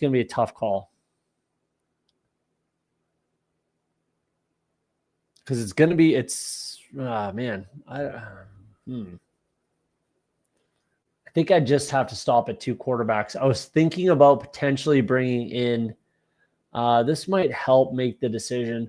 Wow, Trey Benson just falling into my lap. Like Tyler Algier is probably the correct click, but Benson, 21 picks of ADP value.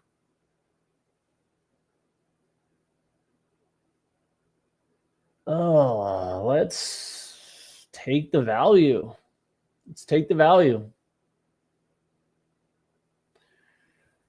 Algiers probably the correct click there, though. I don't know. That's a tough one. That's a tough one. That's a tough one. I honestly have had those kinds of decisions come up lately, and I'm starting to like be really concerned that that's like going to be a big difference for some of these teams. You know, like it doesn't sound that like it's that big of a thing, like Tyler Algier and Trey Benson. But like if the right injury happens, like that could be the difference between winning and losing, literally, like advancing or not, you know, that could be the difference. So I don't know. I mean, in theory, like, yeah, you take the ADP value. I guess he does pair up with Jaden Higgins. That's cool. Yeah. This does allow me to potentially stop at 5 running backs as well. Some pretty high caliber, at least in my opinion, backups here. I've been coming across those decisions in drafts where it's like one or the other, and it could be the difference of, again, advancing or not. And that's like Jalen Wright, Jalen Wright and Braylon and Dowdle and Algier, those 4, right? Like that could be the difference. Like with the right injury, that could be the difference between advancing to the finals or not. You know what I mean?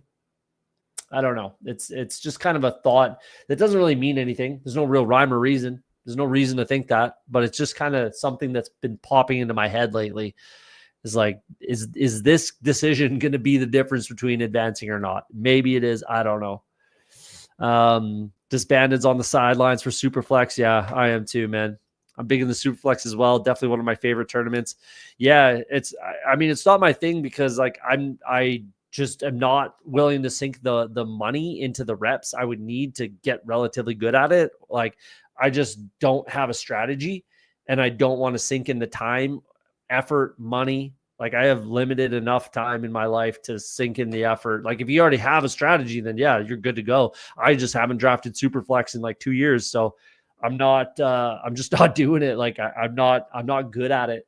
I don't have an edge, and I'm not just like I do enough puking money and EV on stream. Like I don't think I need to add Superflex to my life where I'm losing EV and have no edge, and you know what I mean. It just, to me, doesn't make sense. So yeah, like by all means, there is an edge to be had in Superflex. I just don't know what it is, and I'm not like sinking in the time and money to find out what it is. But Disbanded might jump in there next year. I'm actually do really well in Superflex, but I hesitated when it opened and chose to watch and learn on Underdog. That's fair. Like that, the start of the, like once it's released, like the first day that thing is released, that's when you get just a crazy amount of value. So yeah, if you don't get in there early, it can be tough to catch up. Let's go Kate Otten, obviously. Bring Kate on. We're done at tight end. Double stack Tampa Bay with Miami bring back. I love it. Looks good. I've got Trevor Lawrence with Brenton Strange with an Indy bring back. I like that. I like that.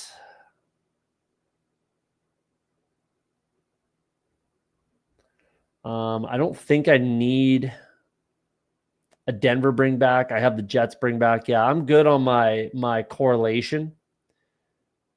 I'm definitely good on correlation. Like Atlanta piece, sure, I could, but I don't really think it makes sense. Like basically, I'm kind of ping-ponging here. I'm focusing on Carolina, Tampa Bay week 16, and then I have 2 matchups in week 17, and then it's Jacksonville versus the Jets week 15. That's kind of like how I'm hoping it ping-pongs my way into the finals.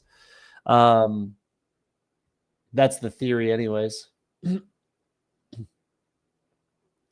So 3 more picks, I believe. 3 more picks. I need at least 1 running back and at least 1 wide receiver, and then 1 more of the other, essentially. I guess I just bring in Diami Brown here. I think that does make the most sense. double stack. There's no other running back that makes sense here. Jarquez would be a good click, but I can't go week 8 realistically. It just doesn't particularly make sense. Mind you, like HN and Hall can definitely show up week 8, but and then whoever else I take with my last pick, that would kind of force that. Wow, Jordan Whittington sighting in the 16th round. Not sure that was necessary. Pretty sure he would have been there for you. Stafford drafter, but Tutu might have been the better click there, but what do I know? Yeah, he's still there. Interesting. So, yeah, it's definitely Diami Brown. Let's make that decision real easy. Double stack Jacksonville, double stack Tampa Bay. Got a bunch of bringbacks everywhere. Happy with my correlation. Now it's just, do I take another wide receiver or do I take 2 more running backs? That's the decision. I guess I got a lot of value. The weird thing is like with HN, it doesn't feel super comfortable to stop at 5. It's really odd, but it doesn't feel comfortable. Breece Hall helps with that, but if it's like Derrick Henry, no question I'm stopping at 5. Not even a conversation. If it's Jonathan Taylor, I'm stopping at 5. Not even a conversation whatsoever. But if it's HN, you're like, oh, I don't know. I think I probably need 5. So, or 6, sorry. So I think I'm going to stop at 5 running backs here. I'm just going to like buy in. You kind of have to. He's a 2nd round pick, and then I got a 3rd round running back. I got massive value on Trey Benson. I kind of have to buy in and just let it ride. At least that's how I feel about it right now. And that's what I'm going to do. I'm going to take 5 running backs and 8 wide receivers. That is by such a large margin my favorite roster construction to build. My favorite build, 2-5-8-3, is so far my favorite build. No question. So that's what we're going to do. Now, what running back do we bring in is kind of where that conversation goes. It's not Marshawn Lloyd with Tucker Kraft. Don't need it. Just don't need it.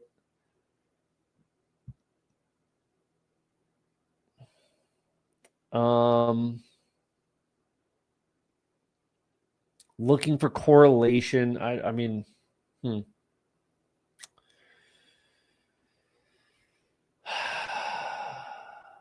let's go. It's either going to be, we're going to let,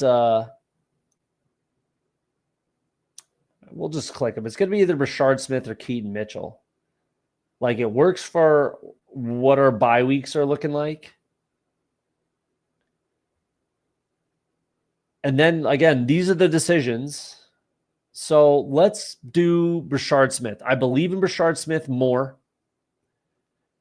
And I think there's more outs to Rashard Smith being an every down back. Not that he is or will be, but there's more outs to that being possible. So let's go Rashard Smith. And then we're going to take a wide receiver to finish it up with our last pick.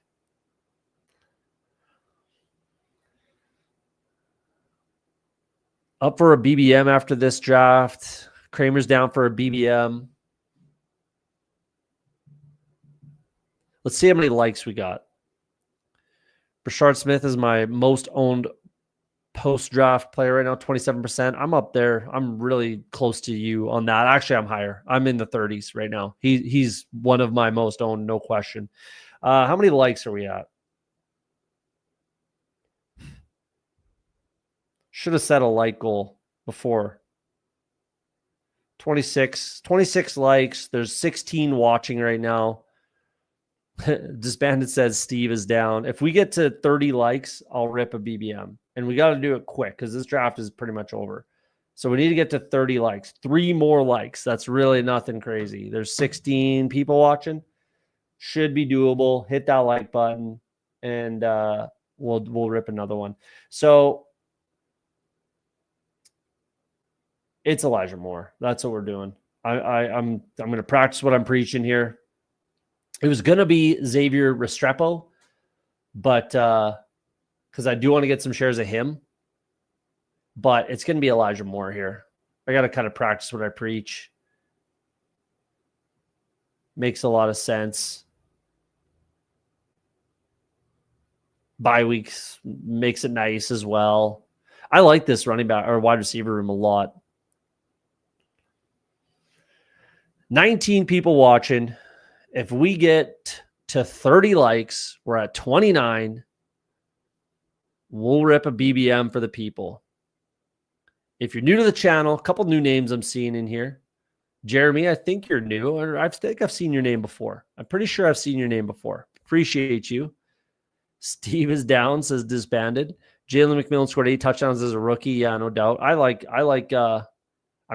all Tampa Bay, realistically. I like Baker. I'm even drafting a little bit of McMillan right now. I was at 31%, but it's fallen as I've been mixing in more Miles Sanders and Sean Tucker. Fair enough. Give me the juice of Rashard Smith over those guys, personally. Come on, people, let's go. Did mine. We're at 29 likes still. 19 people watching. Help us all out. One like away. Hit the like. Come on, guys. Appreciate you. Appreciate you. Yeah, it's free. It's free. We're at 31 likes. All right. We're not going over teams. We're going to rip a BBM because everyone's so nice. Appreciate you guys for coming in. We got to the like goal. Let's do it. I am going to get another beer, though. That's going to happen. So let's jump into the room. We're going to do 30-second again. 30-second BBM. Entering it. I'll bounce out if it's full. So we're doing a 30-second BBM. Entering it in 3, 2, 1. Enter. One more to start. One more to start. Should I get out? Should I get out? One more to start. It's not filling super fast, so we should be all right. Okay, we're in it. We're in the BBM, 30-second. 30-second clock. Can't say I didn't warn you. We're still waiting on 1. So, waiting on 2. Waiting on 2. So, everyone should be in there. I'm going to go grab a beer. I'll be right back.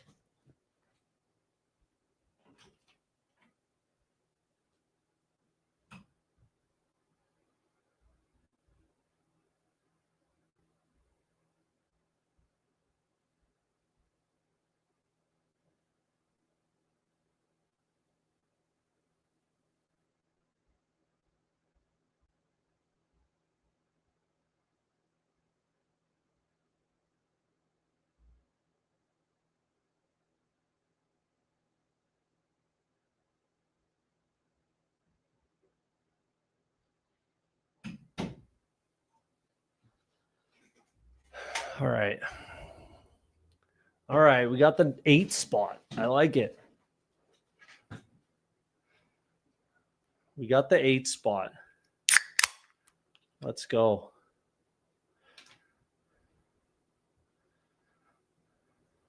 We're all liked out. We got up to 31, so I appreciate you guys. We're in the 30. Jeremy's in. What's your username? Jeremy. We got Latomsky in here. We got Kramer 222. Shooter McLovin. I love that name. He's in here. M. Teague is back in this one. Hopefully he does similar drafting, but if you're in the chat, let yourself be known. P. Patel. I know that name. Heavily badged up. Except for your droid over here and agility. It's quite the name. In the 8 spot, I got to bring up my just BBM. This little tracker right here, bestballoverlay.com. Link in the description. Promo code OTS. Kramer's in. Elbows up. Don't. Pick 4. The icon. There we go. That's Jeremy. The icon. I remember you said that on the stream one time not too long ago. I remember that. That's cool. Appreciate you, man. No, I'm not watching the basketball personally. Disbanded. You in this draft or what? What's your name? I don't even know what your name is on this thing. The icon. Yeah, I got you. I got you. I know you have a weird name, but wow, what is going on here? Red badge, Drake London in the first. I get Gibbs with pick number 8. Okay. We got Christian McCaffrey at the 3 spot, which is not that crazy at all. Like that happens. But Drake London at pick number 6 is pretty aggressive. We're going to bring in Gibbs here at the 8th spot. That's for sure. That's a pretty easy click.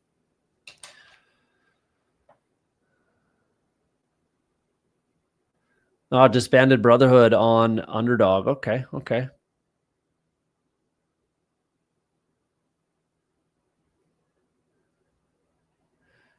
Got NBA and MLB on my bar, just no customers. Nutty draft.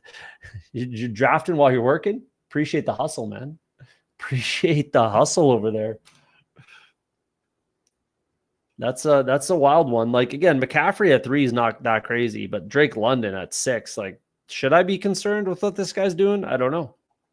I don't think we should. Again, I hope he is trying to do a little collusion.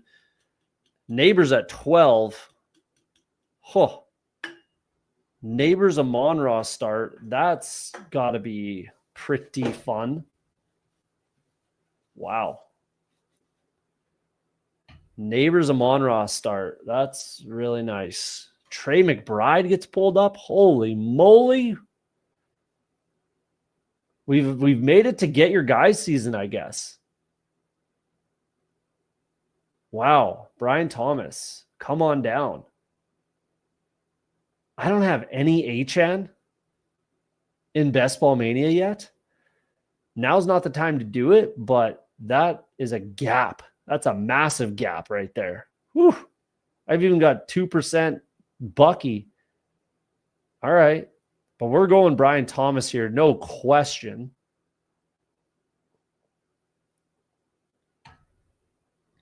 Opening the draft with 6 picks of CLV feels pretty good.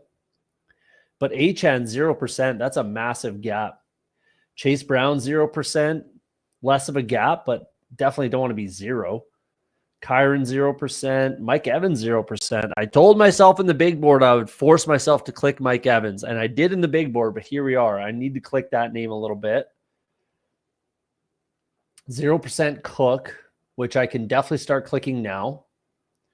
We'll see how this continues to go, but Brock Bowers, London Bowers.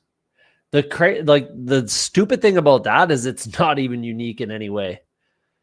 Like, you can do London Bowers at the 12 spot pretty easily, and people have. So, I don't know. I guess it's a little bit unique, but interesting. Interesting room.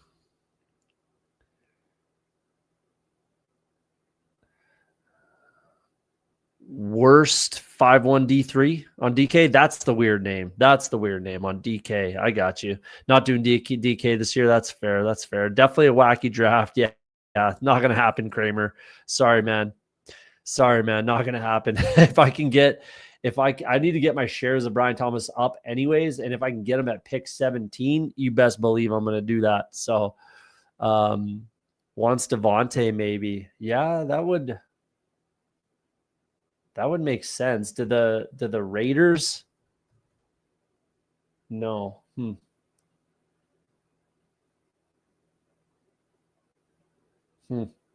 Yeah, I guess London Devontae. I mean, he better do it, honestly. Pepper Tony, like he better do that. That's the only way that this makes any semblance of sense. Is to make sure you get that Drake London, Devontae Adams, pairing. Yeah, I agree with this. Like that, he better do it. Like you better, or else it makes 0 sense what you just did. CDBTJ would have been nuts start. Yeah, that would have been right there with Neighbors, Amon-Ra, and friggin' Adams goes. So like that's the risk you run there too, right? Like CDBTJ, like Adams goes 1 pick before we don't even get to see if he would have done it or not. Yikes. Maybe he throws the draft now. We'll see. Fingers crossed he drafts like a normal human being. Takes Kyron. Okay. Oh, there you go. I guess that's his backup. So he probably would have been Adams. You're right. You're right. Pepper Tony and Lutomsky. You're right.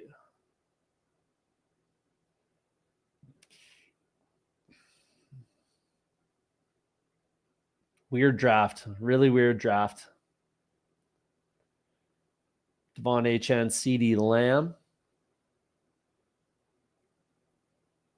Takes the value in Harrison. Makes sense.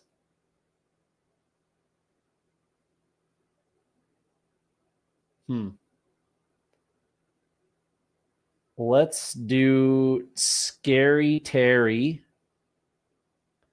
I really think that they get something done as far as contract is concerned. They fucking better. Like, it doesn't make sense that they don't get something done with Terry McLaurin. Like, yeah, that would be wild if they don't pay the man.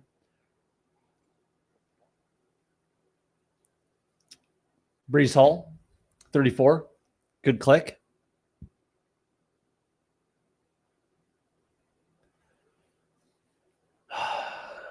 Definitely a wild room, obviously. But I think, yeah, I think you guys are right. I think they're trying to get unique, but then again, like you see Devontae Adams go at the 1-2 turn frequently. So like that's pretty risky to try to pull up Drake London like that just to try to get it with Devontae Adams, because you can get Drake London and Kyron down here. Like this exact start, Drake London, Bowers, and Kyron has probably been done at the 12 spot. And this jackass takes Jaden Daniels on me. That's really the only reason I took Terry McLaurin, mind you. I mean, is Terry or Breeze or Jackson Smith and Jigbo, but I definitely was doing it thinking I'd get Jaden Daniels. And of course, the badgeless wonder over there just pulls up Daniels. Classic move.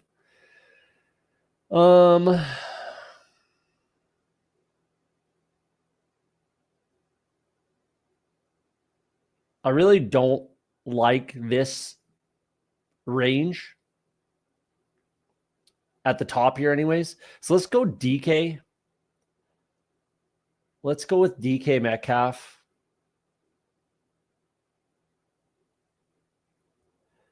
I think like he's the best option in this range. Does pair with Detroit too. That's cool. That didn't really play into my decision making, but it definitely is nice to get a little correlation. I just think like DK is the best click in this range.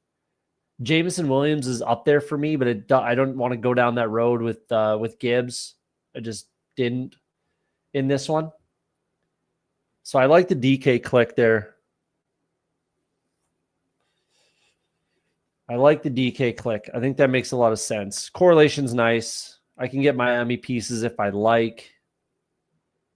But I'm not going to lie, I was really hoping to get Jaden Daniels, and then I can stop at 2 quarterbacks. But at the same time, like it's actually nice to get some unstacked Terry, because it's going to be so common to have Terry stacked up. So if you can get like sniped and kind of forced into having him naked, it's kind of good. It's kind of not a bad thing.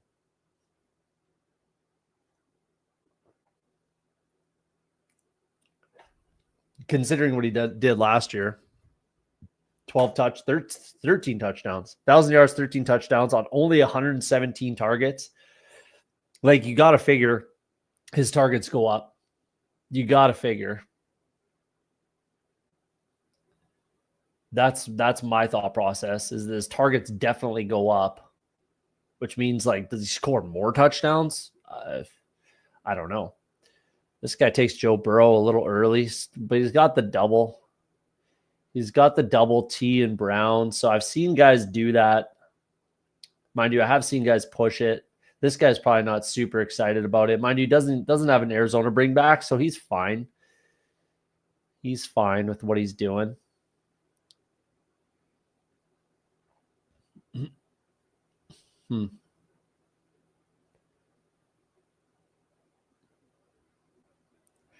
See, like, again, like this is a start that I do all the time with McCaffrey and Taylor, like right around here, where it's not really too much of a bring back or pull up. Sorry.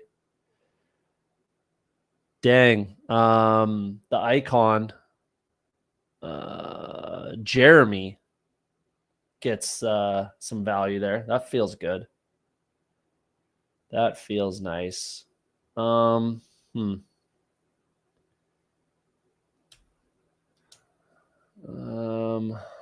Do I take a running back in this range? I mean, if I had taken JSN, then it makes sense to take Chuba probably here. Zay goes. I probably would have taken Zay. Do I just take Calvin Ridley here? It's Ridley, or like I pull up Roma Dunze, who I have just an absolute boatload of. So let's take Ridley. I really need some more shares of Calvin Ridley. I just don't take him enough because I'm not taking Cam Ward, but that doesn't mean Ridley's a bad click. So I need to make sure I get enough Ridley. Like with what he did with the quarterback situation, like he's not at the talent level as Malik Neighbors, that's for sure. But with what he did with more than subpar quarterback play, as long as Cam Ward is an upgrade, which he should be in theory, let's do that.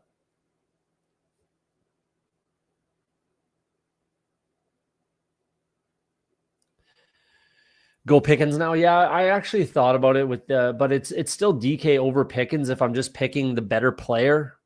Like I definitely thought about George Pickens, pulling him up to pair him with Terry McLaurin, but like I honestly don't think it made a lot of sense. It did go through my head. I'm not going to lie to you. It definitely did instead of DK, but I just don't think it's correct. I don't think it was the correct click. It would be forcing that correlation unnecessarily.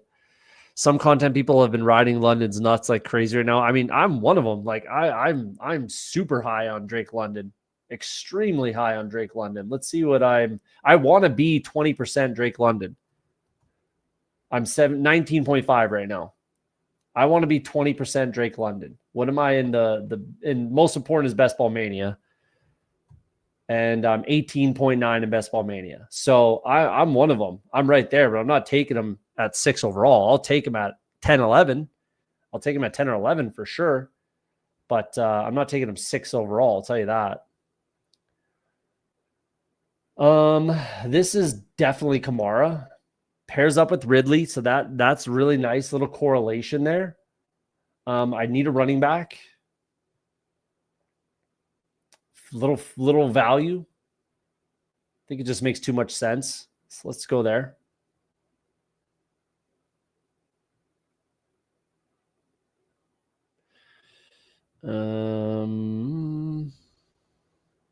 Yeah, exactly.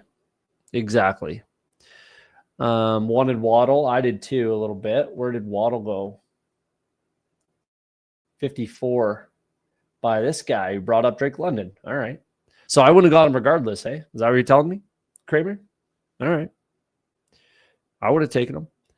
I have like 25% London, but definitely not taking him that high. Yeah, agree. Yeah, I know, but it's still just not the best way to go about it, Stars. Like, I don't think it's the best way to go about that. Like, that's easy to get that correlation and to get that matchup. So again, like if I'm getting kind of like sort of sniped on the Jaden Daniels thing, then I don't think it's very important to get to kind of do Pickens and then backstack Dak just to get that week 17 game. Like I just don't think it's the correct click to pull them up a full like 9-10 spots to force that correlation. Like, did I pull DK up? Yeah, a couple picks, 3 picks, right? Couple picks, but I think this is where he's going. Like his CLV is going to be above DJ Moore, above probably Ted McMillan for sure, should be above Whitworthy, above Smith, above JMO, right? Like you could argue above Mike Evans. So he's gonna be at the 3-4 turn soon, in my opinion. So I just think like he was the correct click at the time. You can't get him without reaching anymore. London, we talking about? London or DK? Who we talking about disbanded? If it's London, yeah, my bags are bursting with Drake London.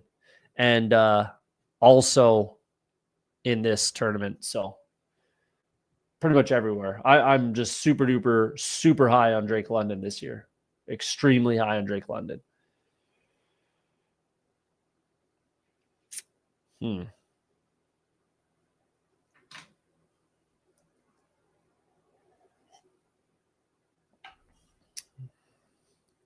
Weird spot.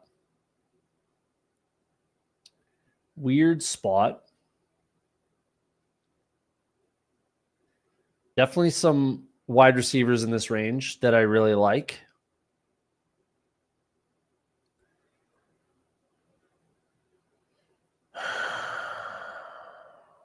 There's a lot of clicks in this range that I like.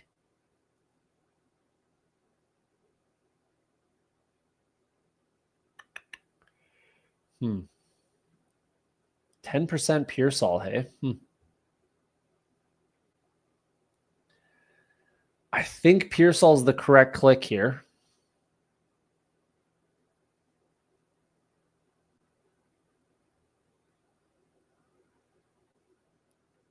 Whoops. I think Pearsall's the correct click. Pairs up with Ridley week 15. That's cool. Not a huge thing or concern, but a little bit of ADP value.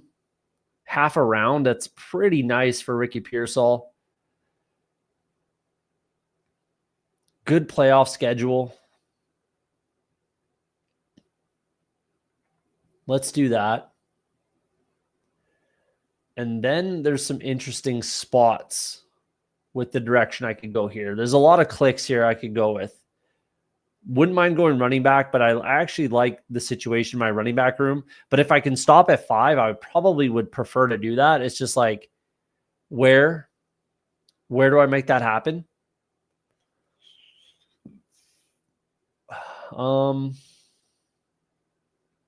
What's my Charbonnet exposure?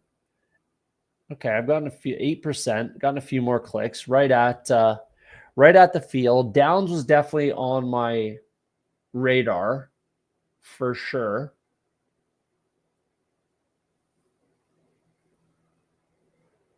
I actually really like my wide receiver room. I think it's in a really good spot.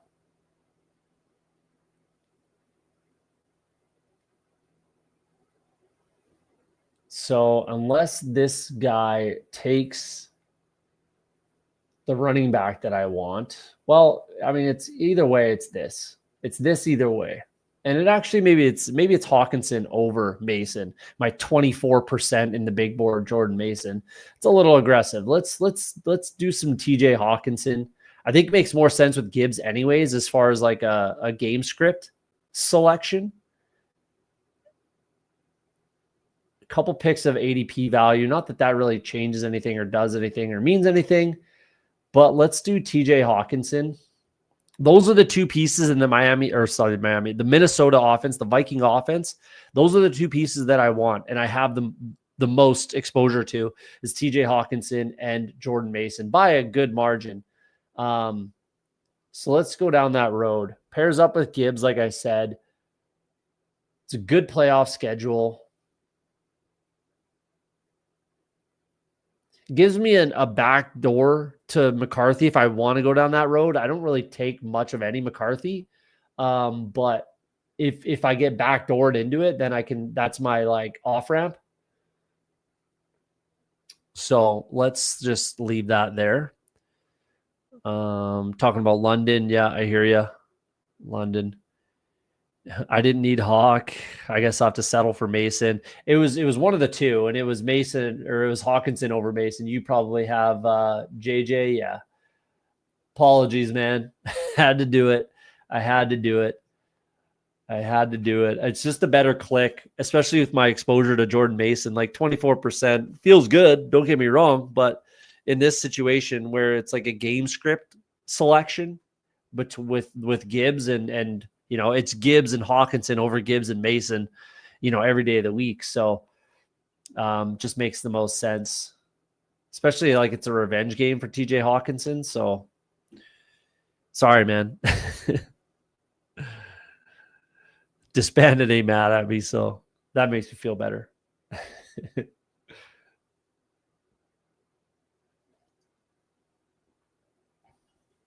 Naked Justin Fields. This guy might have thought he could get Justin Fields to fall. Really kind of needed him too, actually. That was he's mind you, I'm in a rough spot quarterback wise as well. Not a rough spot, but I need to figure it out.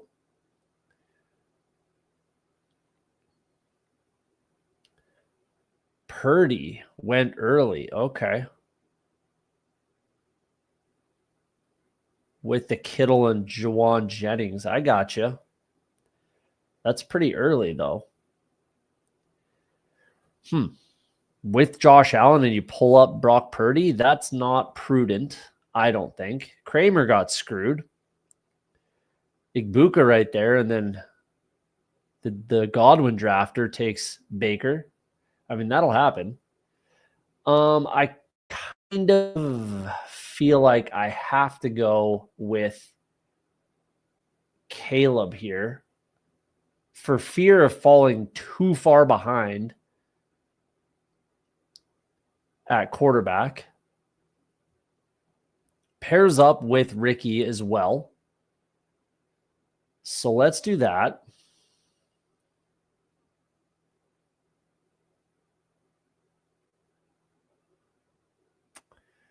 Yeah. I might have been able to get away with it and push Caleb, but you never know what this guy might do. You just never know. So I'd rather pair up that matchup. I don't, again, I'll say it again. I don't like to fall behind too far at quarterback. I think quarterback's going to be very important to winning best ball this year. That's my opinion on it. So I'm drafting as such. I'm drafting that way. Right, wrong, or indifferent. That's how I'm drafting, and I hope I'm correct.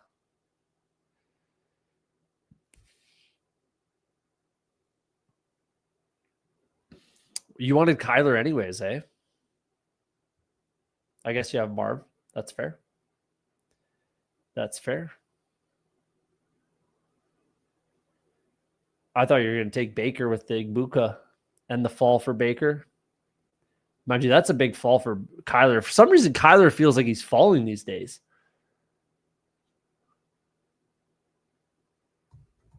What's his ADP doing? Yeah, 94.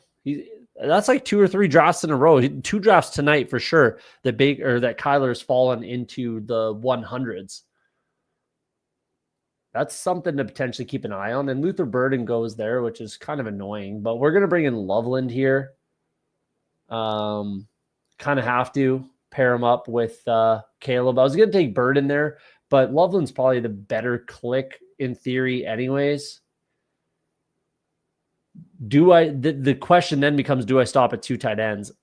That's a lot of draft capital to sink in the position for me, but it's really not super comfortable. So we'll see how the rest of the build goes.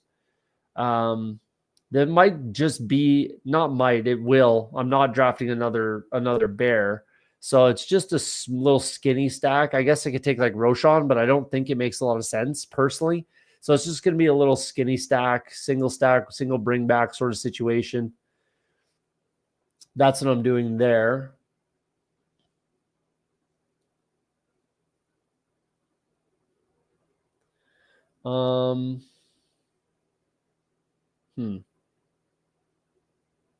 Maybe Downs is the click over Ricky Pearsall, but then that leads to this stack anyways. So,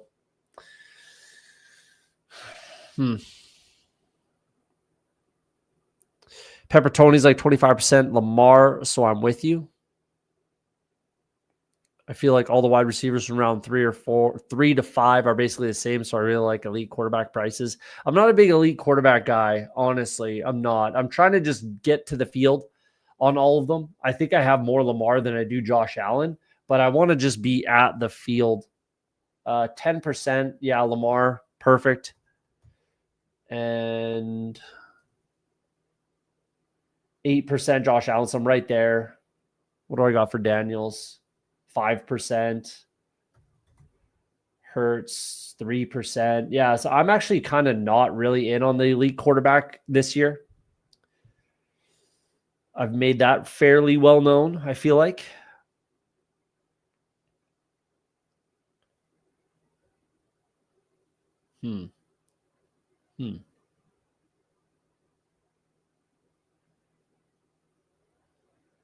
Okay. Takes JJ McCarthy. That's fair. If you didn't, I probably would have. I probably would have taken him, at least with one of my next 2 picks. So you had to take him there. Jeremy, which is good. That's fine. I would have taken him with Hawkinson. So that's all good.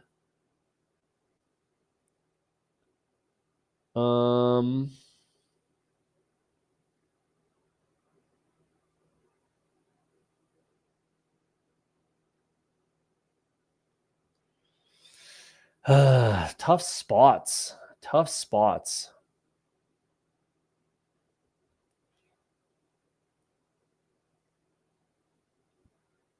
Let's do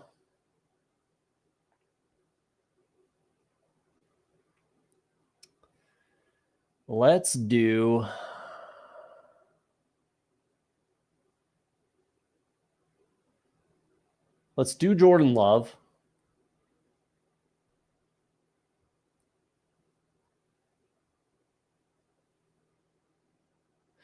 Let's do Jordan Love.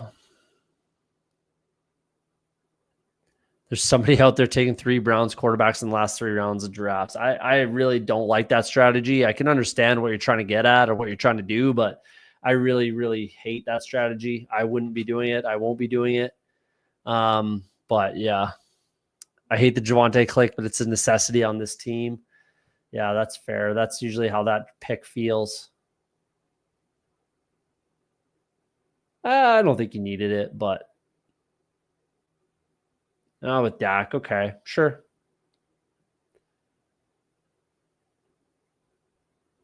Sure, why not? Hated to pull early, but only got one real backup option. I think I'll grab him too. Yeah, that's fair. That's fair. I mean, you didn't really pull him up at all, and you had to do it there, or else I would have taken him with. I have 2 picks by the time it gets back to you, and 141 would have been a pretty big fall. So you obviously had to take him there, which is fine and fair, and definitely the right click, all that kind of stuff. So no issues there. Let's take Tucker Kraft to pair up with Jordan Love. Actually, no. I'm going to take Trevor Lawrence. No. Oh, yeah, Trevor Lawrence. Jeez. I didn't even look at bye weeks. That was pretty stupid of me. That was stupid. I, for some reason, did not think that I don't take a lot of Green Bay. And I didn't think that they had the same bye week. I thought Jordan Love had a different bye week than Caleb. So that's really stupid, but made it work. It was between Kraft and Trevor Lawrence anyways. So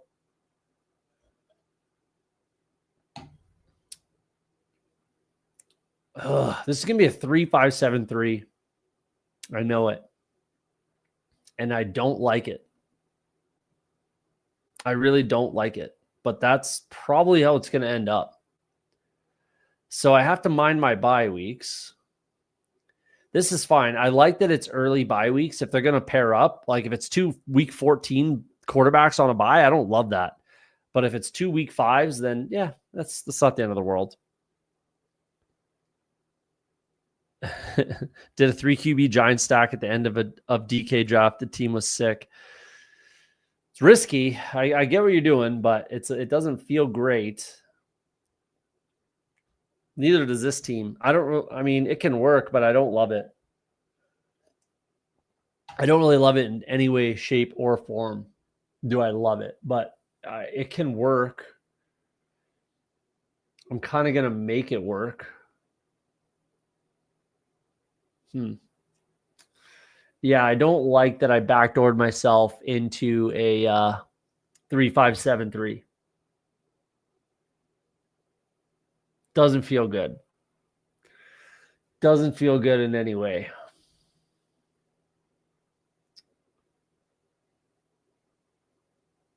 Like Dobbs has been getting some steam lately. I feel like I want to use Jordan Love as just an advanced piece now since I made that mistake. That was a mistake. There were mistakes made in this draft by me. That's for sure.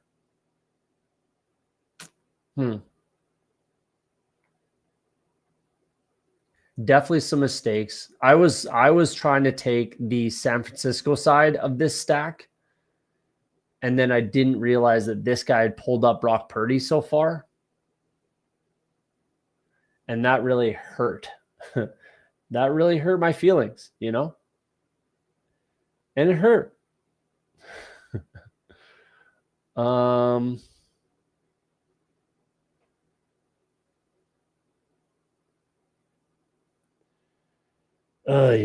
Let's do Brenton Strange.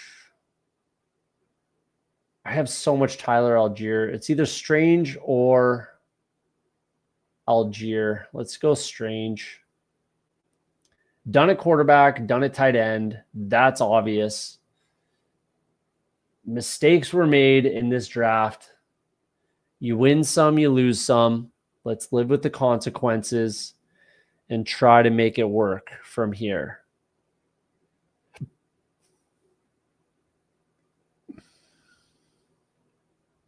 Let's try to land this plane. That's what we got to do.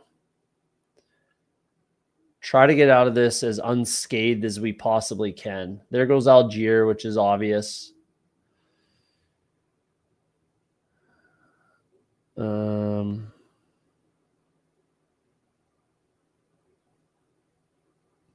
It was meant to be. Mistakes were made. I'm only 4% TLO. I want that closer to at least 10. Yeah, me too. I think I'm somewhere around there, right around there. I'm happy with it so far. How many players on one team is too many for you? I mean, it doesn't really matter. Like, I want correlation, but I want to take the best players too a lot of times. Like, that's something I want to get back to doing more of, is just taking the best player when you should, you know? Like, when it calls to just take the best player available, just take the best player available. You know what I mean? So, like, I made a mistake with Jordan Love here. That was a mistake. But we're going to figure out a way to make it work. Let's take Pat Bryant because he gives me a double kind of correlation here. I would rather avoid bye weeks with this, but it's fine. It's fine. So let's take some correlation. Don't worry, I have a stack with Caleb, Love, Rodgers all week 5 buys. That's tough, Antwall. That's a tough one. That's a tough one. No mistakes, just happy accidents, says Bob Ross. Absolutely. You betcha. Consider it a challenge. That's what I do. Yeah. Challenge accepted. What if you need Caleb or Love in week 16 and the other week 15? I mean, that's kind of the idea. That's another reason why I just took Bryant right there, because it gives me some correlation in multiple weeks with my two quarterbacks. So that was kind of the big reason why I took him. I'm trying to like patchwork some correlation here and kind of just make it work. And we'll land this plane. We'll land this plane. It's not going to look good, but it might win. I don't care what it looks like. 16, 17. Yeah. Whatever works, man. Like, and it could work. Like, It's not the worst spot I've ever been in. This is like more than enough firepower at quarterback. As long as Trevor Lawrence is healthy week 5, this should help me advance. My running back room is okay, but it might be a little thin with just basically Gibbs and Kamara and then a bunch of kind of dart throws. This wide receiver room's in really good shape. This tight end room's in really good shape. So like I've been in worse spots than this. These tight ends can definitely like, make my flex on occasion. So it's not like the worst thing ever. I just need a little bit of correlation. I wanted Jalen Wright, so that kind of hurts. And I have to watch my bye weeks with my running backs. I can't take another week 12 bye with my wide receivers here, but I wouldn't anyways. I'm double stacked Jacksonville, so that feels good with a bring back in week 16, right? Like it looks worse than it is, and I just don't love that I made mistakes, but it's tough, when you're streaming. You know what I mean? It's tough to not make mistakes when you're trying to talk your way through it. So it's how she goes. It's how she goes, bubs.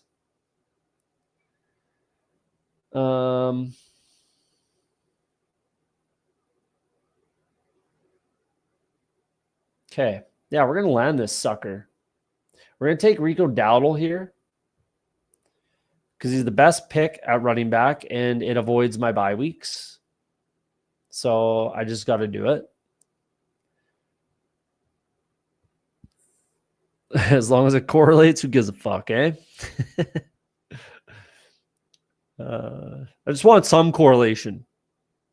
I just want some correlation with good players and players that I like, players that I believe in, game stacks that I believe in. That's kind of what I'm after right now. That's kind of what I'm trying to do. And I think I can make this work. I really think I can make this work. It's not going to look pretty, but we're going to make it work. We're going to land this plane. I'm telling you. I'm telling you right now. We're going to land this plane. It's not the prettiest flight. We might be landing in the river, but we're landing. You know what I mean? We're going to land this plane. If you're still sticking around, hit that like button for me, guys, if you haven't yet. Appreciate that. This guy took Marshawn Lloyd for me. That really hurts. That's what I wanted to do. That really doesn't feel good.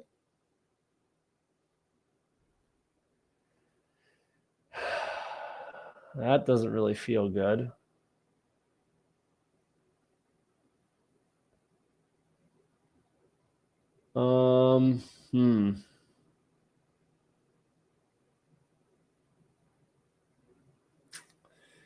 Yikes. We are going to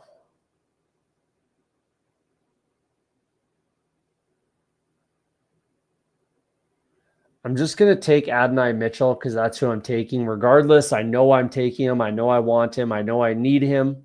Works out for everything to do with my lineup. Gets me a little bring back with Jacksonville, my double stacks. So that's my week 17. I got another week 17. That's cool.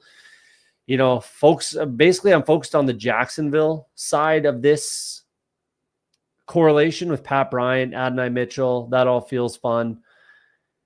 And now it's just running backs, 2 running backs, and there's a couple options. I really wanted Marshawn Lloyd. That would have worked out. Pair him up with Jordan Love. Makes some sense. But there's some clicks down here that will work. 29% DJ Giddens in Best Ball Mania. 21% Jarquez. 32% Brashard Smith. There you go, Ben Haskell. 32% Brashard Smith in Best Ball Mania. Very high. Very high on Brashard Smith. Even if upside down, that's right. As long as everyone departs in one piece, we're landing this plane. That's right.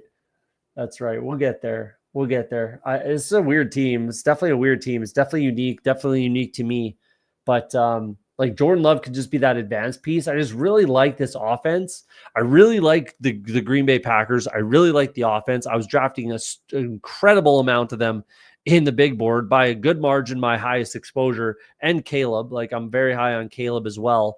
But I've gotten away from drafting the Packers because I really hate this playoff schedule. It is dog shit. At Denver, at Chicago, at home in Green Bay. Those are like the 3 coldest cities you could play football games in December.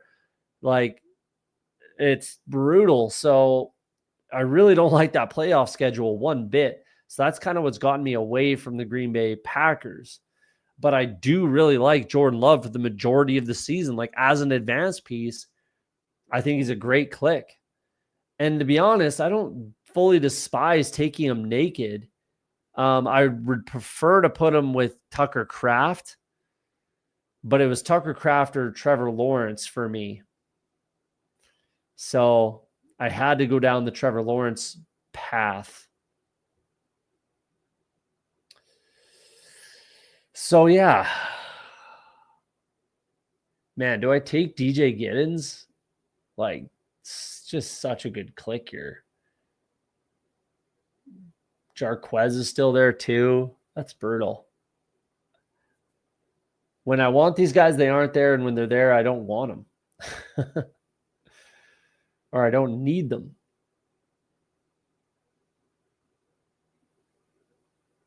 I mean, there's lots of running back clicks here. Let's take Keaton Mitchell. I haven't clicked him in Best Ball Mania yet, and he really does pair up with this team. I need like a spike week guy like that. Let's do Keaton Mitchell. And then there's lots of options for my final running back click. I don't love this structure. I think I made it work. I'm going to need some help with Dowdle, Keaton Mitchell, and whoever my 5th running back is. I'm going to need them to pitch in a little bit. I just need Gibbs and Kamara to get me there. This wide receiver room's in really good shape, though. And the tight end room's in really good shape. My quarterback room is in really good shape. So, yeah, this can work. This can definitely work. Global warming, you never know. Good Baltimore correlation. I think it makes sense. It makes sense. My bye weeks make sense. The correlation with Jordan Love makes sense. He's a spike week guy. I've come around on Keaton Mitchell. I was pretty much completely out on him, but I've come around now that he seems like he's fully healthy. Oy, oy, oy. How is Giddens and Jarquez still there?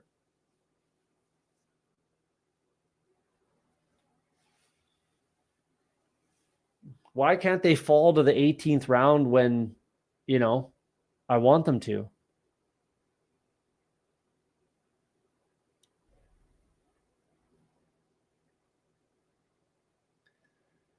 Man, I still just think DJ Giddens is the click here. Or Jarquez, really. Like, I'm kind of just going to say I don't really care. Like, the bye weeks or whatever, they'll be fine. It'll be fine. It's one of these two. It's Giddens. Like, these 3 running backs, 29%, 21%, 32%. That's just where I see all the value. Realistically, like, it's probably Jerome Ford is like the correct click here. It gives me some correlation. Bye weeks match up. But like, DJ Giddens just the best player available, period. Like, as far as ADP is concerned, and as far as my rankings would be concerned, like, it's not even a question. Double stack against the Jacksonville, double bring back. That's a game I like. Someone asked the question earlier. That's a game I really like that not as many people are playing a crazy amount as the Jacksonville Indy. So there we go. That's why I took the missile. I think we landed the plane. Caleb Williams, Jordan Love, Trevor Lawrence, Jahmyr Gibbs, Alvin Kamara, Rico Dowdle, Keaton Mitchell, DJ Giddens, Brian Thomas Jr., Terry McLaurin, DK Metcalf, Calvin Ridley, Ricky Pearsall, Pat Bryant, and Adonai Mitchell, TJ Hawkinson, Colson Loveland, and Brenton Strange. It's weird. I don't love it, but I don't hate it, and it can definitely work. I think I made it work. I got enough correlation. I'm kind of happy with it. Yeah, it's weird, but it's weird.